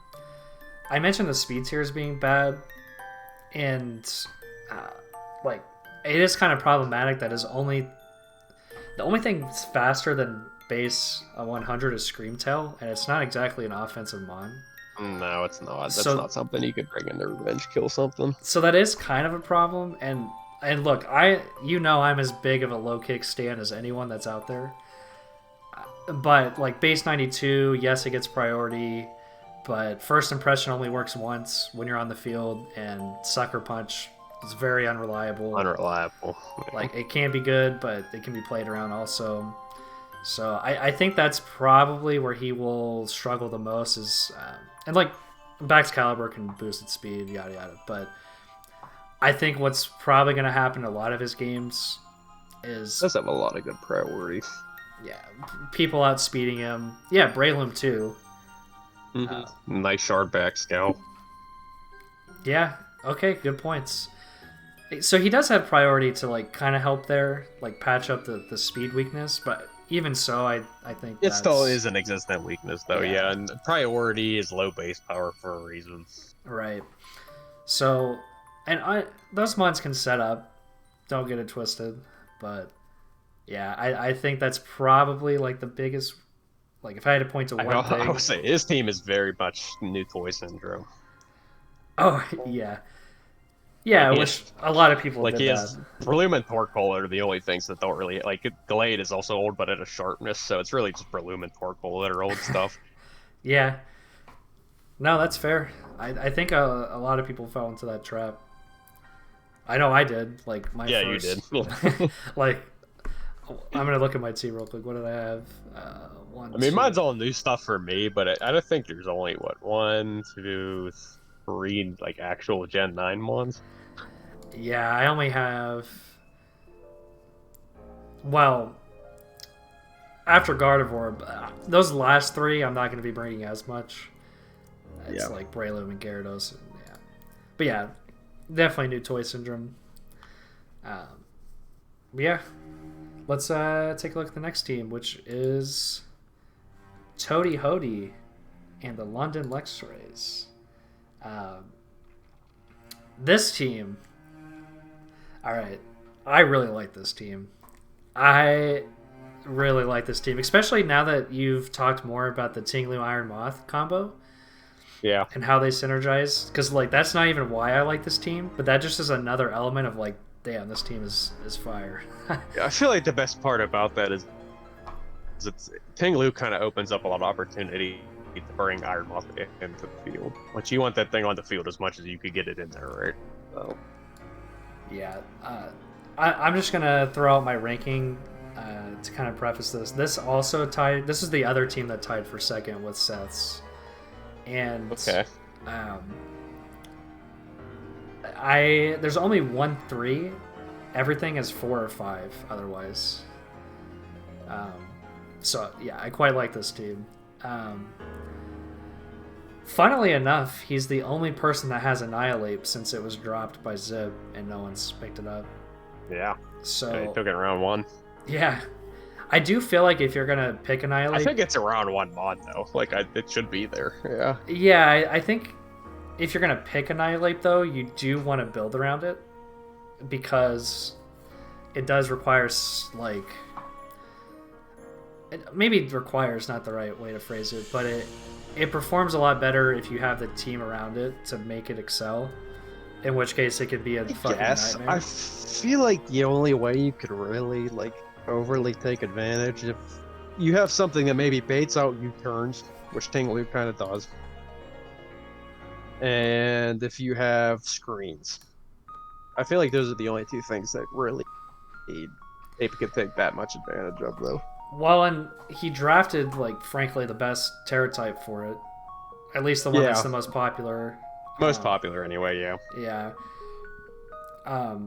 Which I do get, because it's hard to hit water super effective just because grass and electric aren't necessarily mainstay types.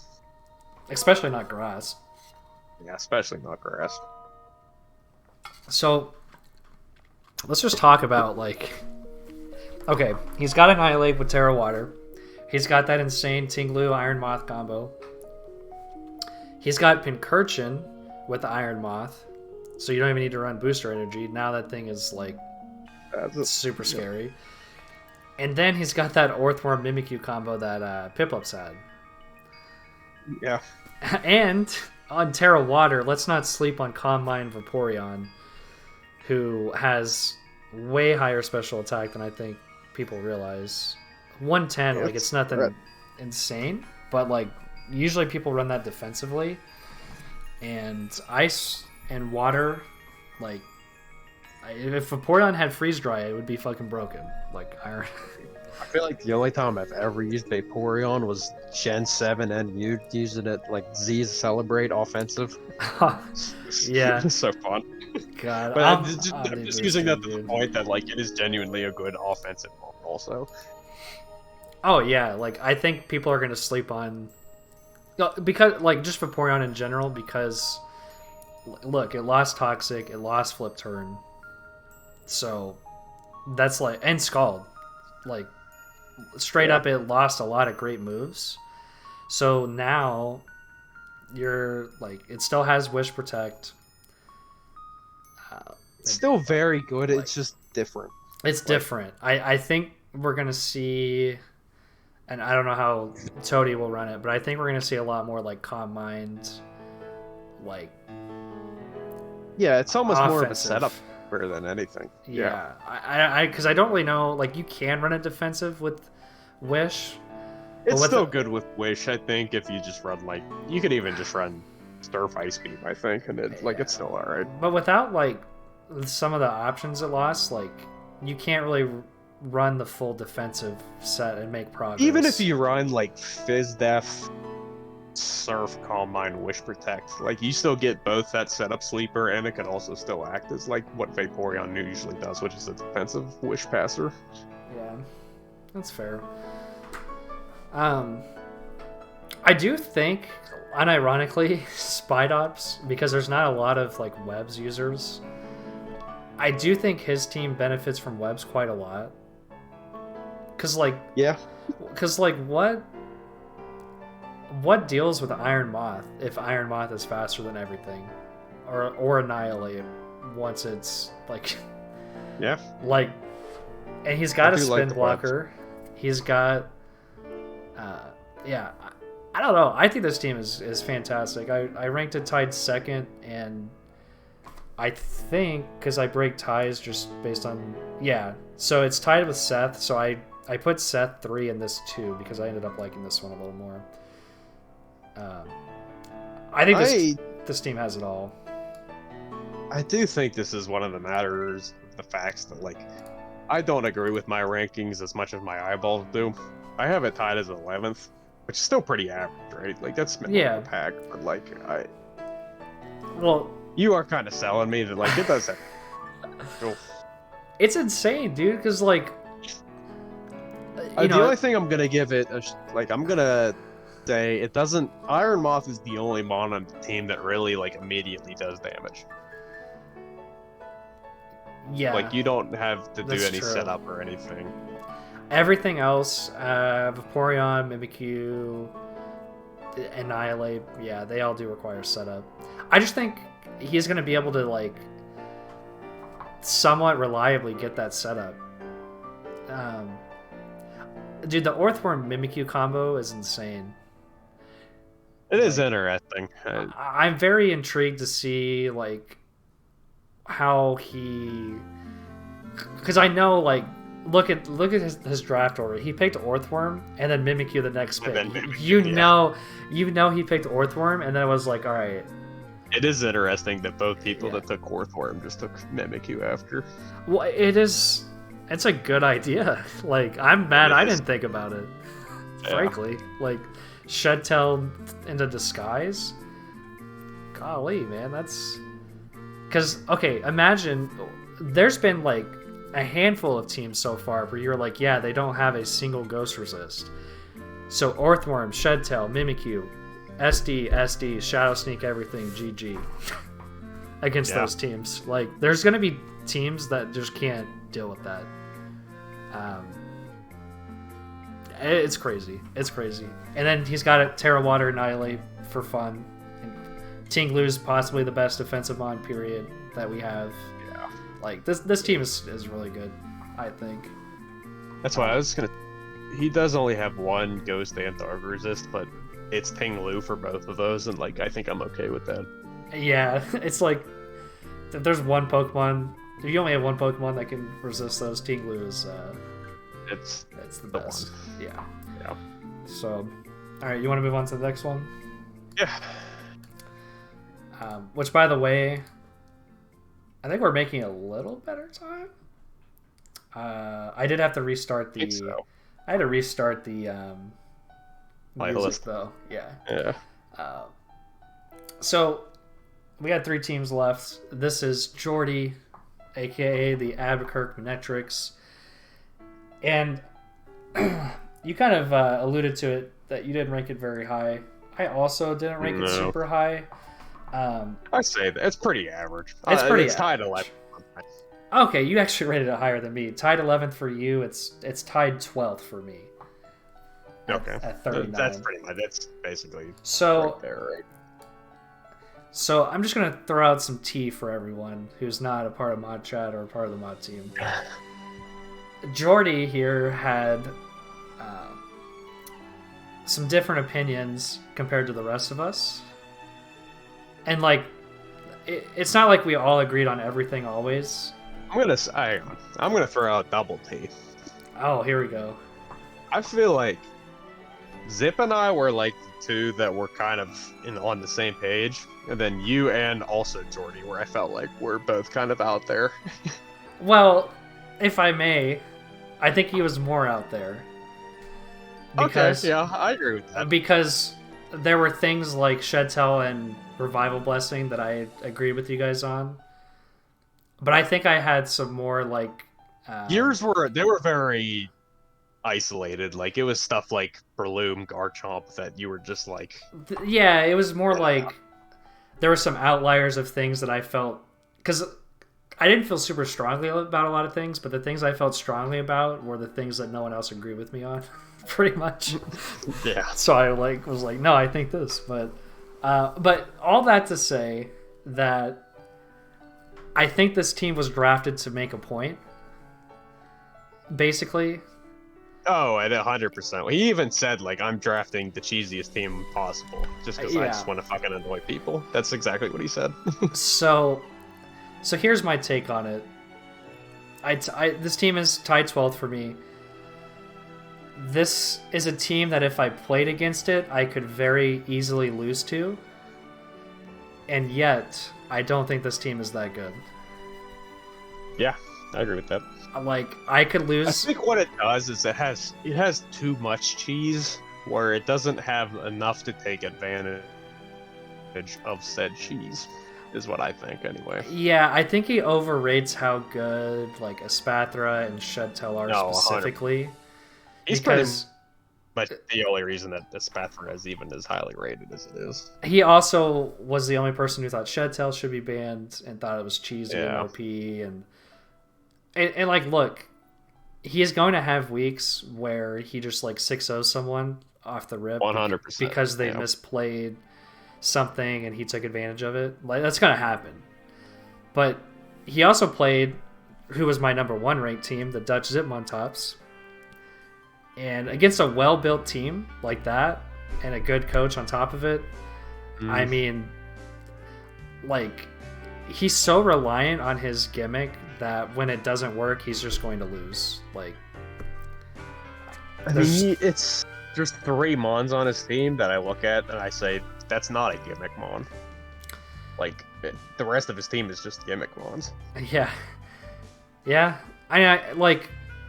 I will say I like the addition of Doug Trio for his team specifically. Like, yeah, I do. Doug Trio will help enable a lot of what he wants to do. Yeah, Magnezone too. That being said, it's hard to, like, complain about Terra Fairy. Like, don't get me wrong, but we saw the other Magnezone user have Terra Fire. So if he was gonna go for, like, the trap, like, clearly, like, Magnezone was not in his plans with Terra type. Because otherwise he would have picked, like, fighting or... Fairy was for Cyclizar and Espathra. Yeah. And, like, maybe Azu. So, I think Garganical also likes Fairy. Yeah, I mean, it's a decent one. Yeah. Yeah. But, like, clearly it wasn't for Zone. Because otherwise you'd have seen, like, Fire, Ground, Fighting, something to beat Steels. I don't really see him bringing Charizard very much. To be honest, like... No, I do think it's... I agree with him taking it, because I think it fills a lot of stuff he didn't have. Yeah, but... I don't know. I agree that it's not going to come. This was a really interesting and weird team to like, rank, though. So, like... For example, like, versatility, dog shit. I put it low. Hazard control, very low. Like... He's got Rapid Spin on Cyclizar.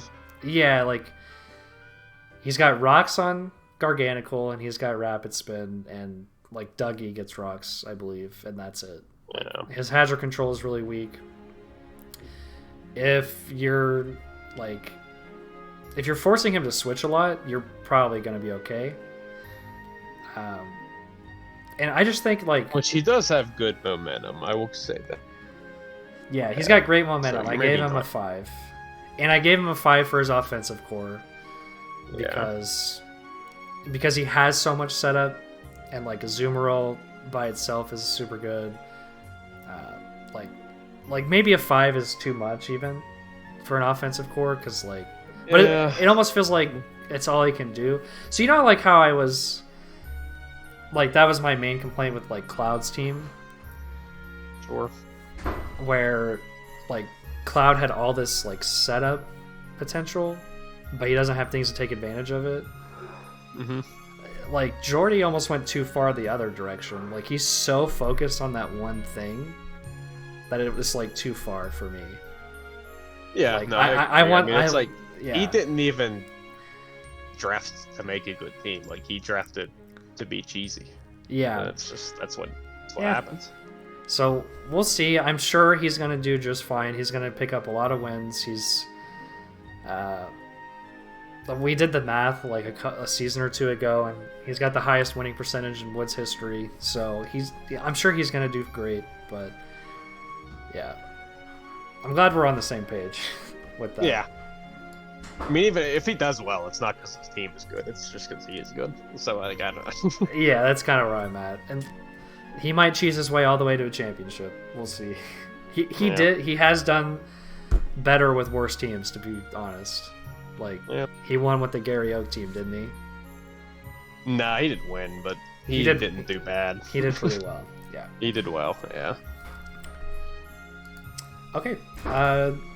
Let's move on. We have Ian and the Tampa Bay Giratinas. This is a solid team, I thought. Yep. It's got I agree with Dragonite being like a round 1 pick. And Treads, so I picked up Treads in the 4th, which I say 4th, I was the wheel pick. It's like, Yeah. you know, whatever, end of 3rd, beginning of 4th. This is more of where I thought Treads would go, just because, like, obviously Great Tusk has gone by then. There's just not a lot that gets as many utility options as it gets. It is a very Kitmon. Yeah, it just like it's a great glue mine. It does a lot. And Ground Steel, like, I don't think it's like Excadrill good, but that's a good typing. Yeah, so I do just feel like it's somewhere in between Excadrill and like Cobalion. Yeah, I think it's better than Cobalion, and yeah, I agree with that. But very solid. It gets Volt Switch, which is nice to have on it. Because water types, I feel like, are common switching, or would be. Definitely. Rotom Wash, always going to be good. Sylveon, Gengar, Armarouge, Wo-Chien. Hey, this is another person who has the Rotom Wash Wo-Chien defensive duo. I love the Dunsparce pick. Love it. The only thing, because I gave him 4 and 5 in everything, the only exception to that was Hazard Control. Like, he does have Treads, which is very good. Yeah, I gave him bad hazard control. I gave him bad hazard control and bad speed tiers. Speed tiers. Wait, bad speed tiers? I did. I can't... That's interesting. I gave him like a 5 on speed Really? tiers. Yeah, I wonder why. Well, looking at his fastest mon's 110, which is decent. But then it goes from 110 to 106. And then it goes down to 86, and there's a bunch around like the 80s, 70s range. I'm thinking this was... And then... I'm thinking I was either dead at this point. I don't know what I was... I was probably very high. I have no idea how I gave this a 5 on speed tiers. It's not like bad, but it's not a 5. No, I don't think it's that bad. What did I give him? I gave him 2.5, which is theoretically average. But yeah, I don't know. I don't know how I give that a 5. I'm not changing it now, but I don't know. This team overall, it's just solid. Like, other than I guess speed tiers and hazard control, it's really hard to like point at something and say this is a weakness. yeah, I feel like it's like really versatile, actually. So you look at Dragonite through Gengar, at least, and all 5 of those can run a variety of sets pretty effectively. And that seems like I'm starting to like think that's an Ian staple, because a lot of his teams kind of look like this. Where Yeah, I gave him like pretty good numbers. Like, he ended up being my 6th team, and I think the biggest thing that held him back was the hazard control, just being that his only removal is Iron Treads. Yeah, he was 8th for me. He was actually the only person that had 41 points, because there's like a handful at 40 and 42, and he had 41. But yeah, I think this team is solid. He was the 2nd best in the conference, at least. So that's. He does have the Terra Normal type for Dragonite E-Speed. Yeah, he does. I'm trying to think like what else he would use it for. Maybe like the Dunsparce. You glare and then you just like. That's Boom Burst. I don't know. Oh, Gengar and Armarouge could use it to be immune to Ghost. Yeah. Yeah. That's about it, though. Yeah, I like. I'm not trying to, because Dragonite Normal is very good, but yeah. Other than that, the Gengar Armarouge, he doesn't.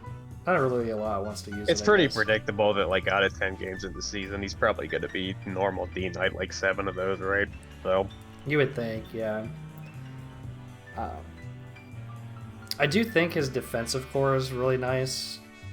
I've already alluded to it. Rotom Wash, Wo-Chien. I gave it a perfect score. Yeah. Yeah, and then you have Sylveon to tank too and pass wishes even. Iron Treads is fairly bulky. 90, 120 is good. 70's alright. I do like that he picked Fuecoco just because, like... Hell yeah. Hell yeah. Best boy. It is. Very cute. Love that little guy. A physical special split was pretty good. Yeah. I felt like, yeah, he has threats on both sides. Does Passimian keep knockoff? Good question. I think it does. I know it U-turns still. It does. It has knockoff. Okay. Yeah, CC, knock, U-turn, it's and whatever. So he's got 2 really solid knockoff users, which in this format should be very valuable because not a lot of people have. Well, not a lot of people have 1, but also a lot of people definitely don't have 2. Yeah. So yeah, I think. I'm trying to think like what he will struggle against most, because I feel like he. I think it's just hazards, honestly. I think that's the only thing he really... Yeah, because if he's playing against, like, because he's going to have to bring treads, right? Like, you would think he brings treads every week. Presumably, unless he's playing someone who doesn't really set up hazards, but... He will probably bring it very often, yeah. Yeah. And I mean, like, I'm kind of in the same boat, because my other option is Cryogonal, right? Yeah. I like... But it's a good mon to have to bring every week, right? Yeah, and that's just kind of the nature of a regional dex, and just draft in general. But like, and especially in a limited format, though, there's going to be certain niches and roles that are just hard to fill because there's just not a lot out there that can do it. But he is going to struggle with hazards for sure, and I think other than that, though, he should be able to like handle a lot of matchups as long as he can play it well. Because I agree. I feel like he can win. Like he has multiple win cons. I feel like his offense isn't necessarily jump off the page scary, but it's very much so good enough that like Gengar, Dragonite, Armarouge are going to be able to scare enough stuff that I think he'll be pretty good with that. Yeah. I agree. What is a Armarouge? It's I know it's got a special move. What does it do again? Oh, it's Floor like cannon? special. It's special fire type close combat. Yeah. Okay. Yeah, that's pretty scary. Hmm. Yeah. Okay. Let's move on to our last team then. Where are we at? We're like almost 3.5 hours in. That's Not good. bad. We did spend like a pretty good portion of the time, like 15 I do minutes feel or like so. Yeah. You know, rules. It's like at the and very stuff. beginning. Yeah. So that kind of was part of it. But our last team, it is none other than the Karachi Kingdras, Uzi Air Force One or Uzair Force One. You know, I didn't know his name was Uzair. And so for the longest time, I pronounced it Uzi Air Force One. Like the fucking gun. Yeah. I've definitely caught him a little Uzi more than once. Yeah, you know, I'm still gonna do it because for like a year at least, that is what I referred to him as. So, I have so much respect for his name though. Uzair Air Force good. One is very good. But speaking of very good, this team, I was a big fan.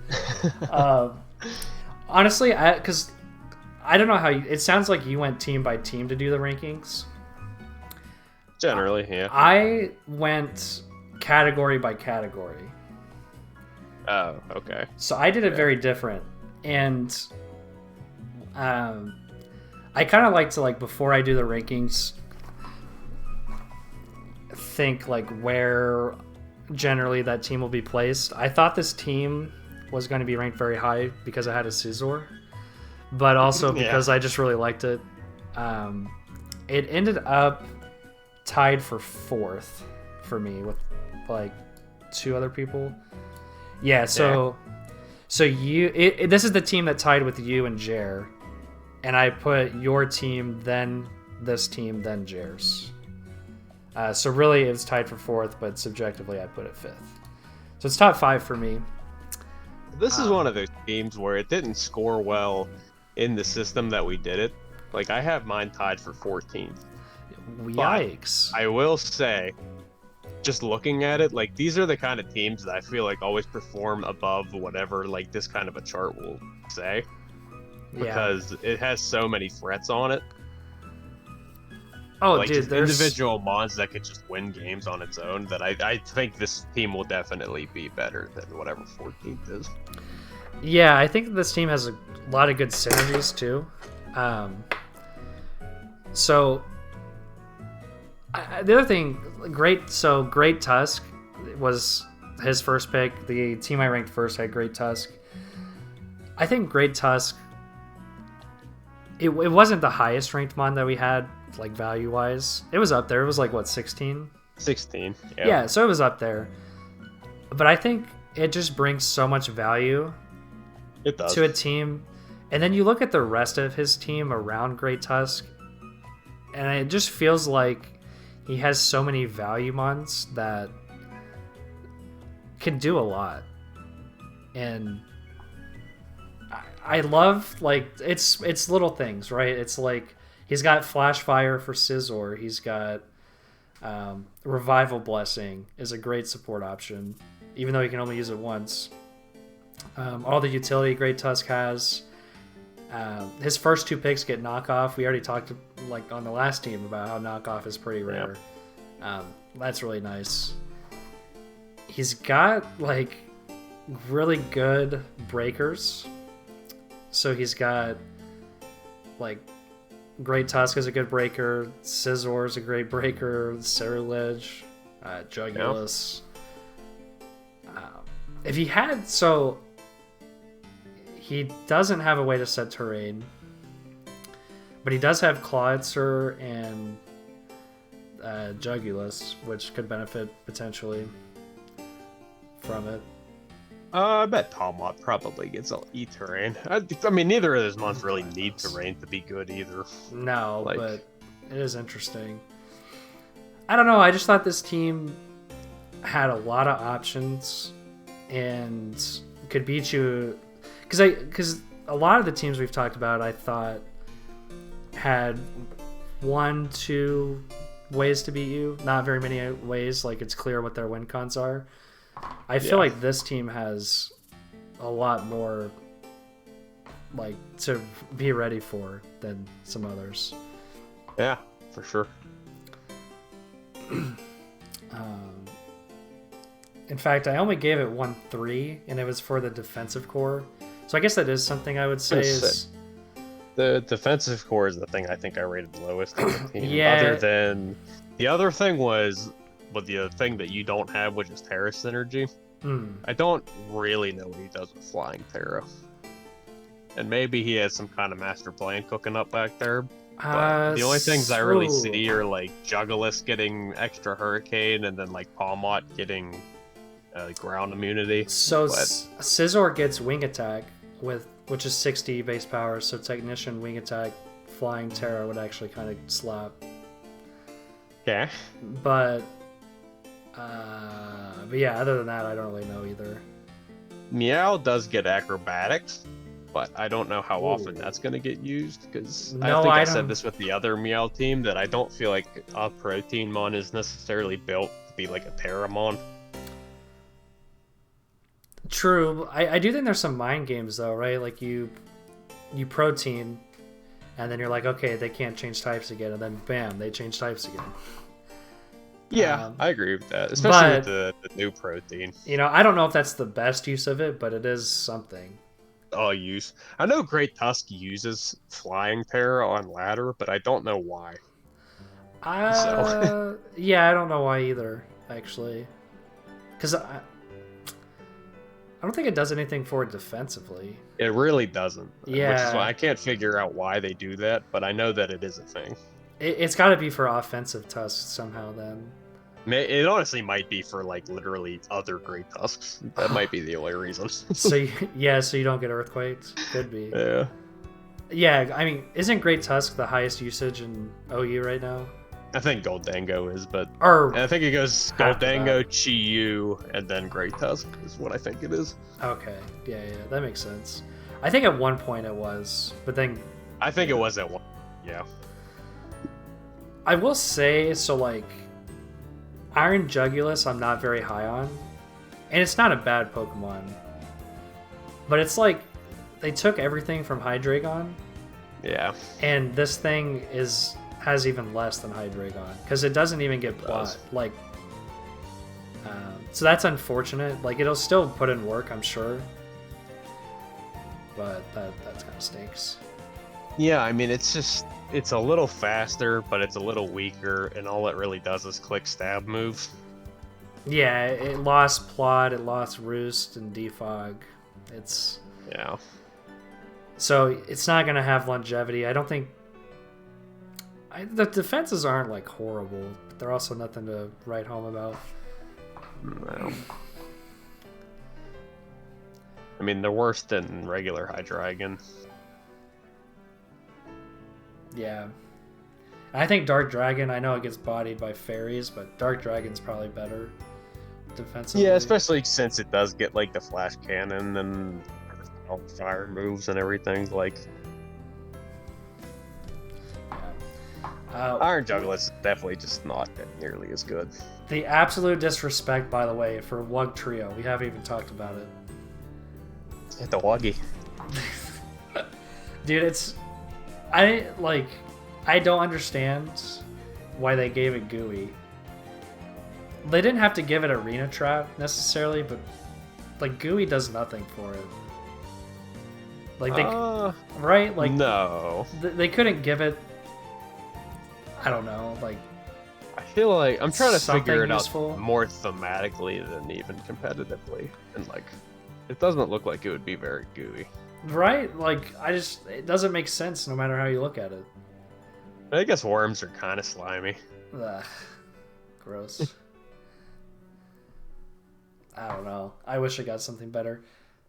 He also I don't know. I feel like it's just the only thing that Wug Trio ever does is click triple dive, and that's just not good.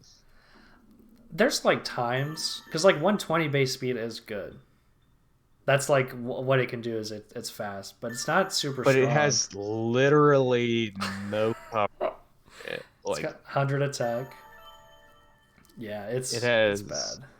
It has triple dive, aqua jet, and then it gets stomping, tantrum, throat chop, sucker punch, which that's not good enough. No, he probably won't bring it much. He did bring it week 1, for example. Probably not going to see it. I feel like if it even just got flip turn, it would be so much better. But Dude, everything lost flip turn, too. yeah. It's not even in this game, really. So, I wish he would have gotten... Who got Terra Steel in your conference? Seth. So, apparently Terra Steel Scizor is like tearing up the ladder right now. Mm-hmm. And I know I'm a Scizor stan, so I'm sorry to keep talking about it. But like, if he had Steel, I think that would be really good on his team, because Scizor would benefit from it. I think Ceruledge, like a Steel type with Flash Fire, would be nuts. Yeah, Doze has already used literally all of his free agent moves.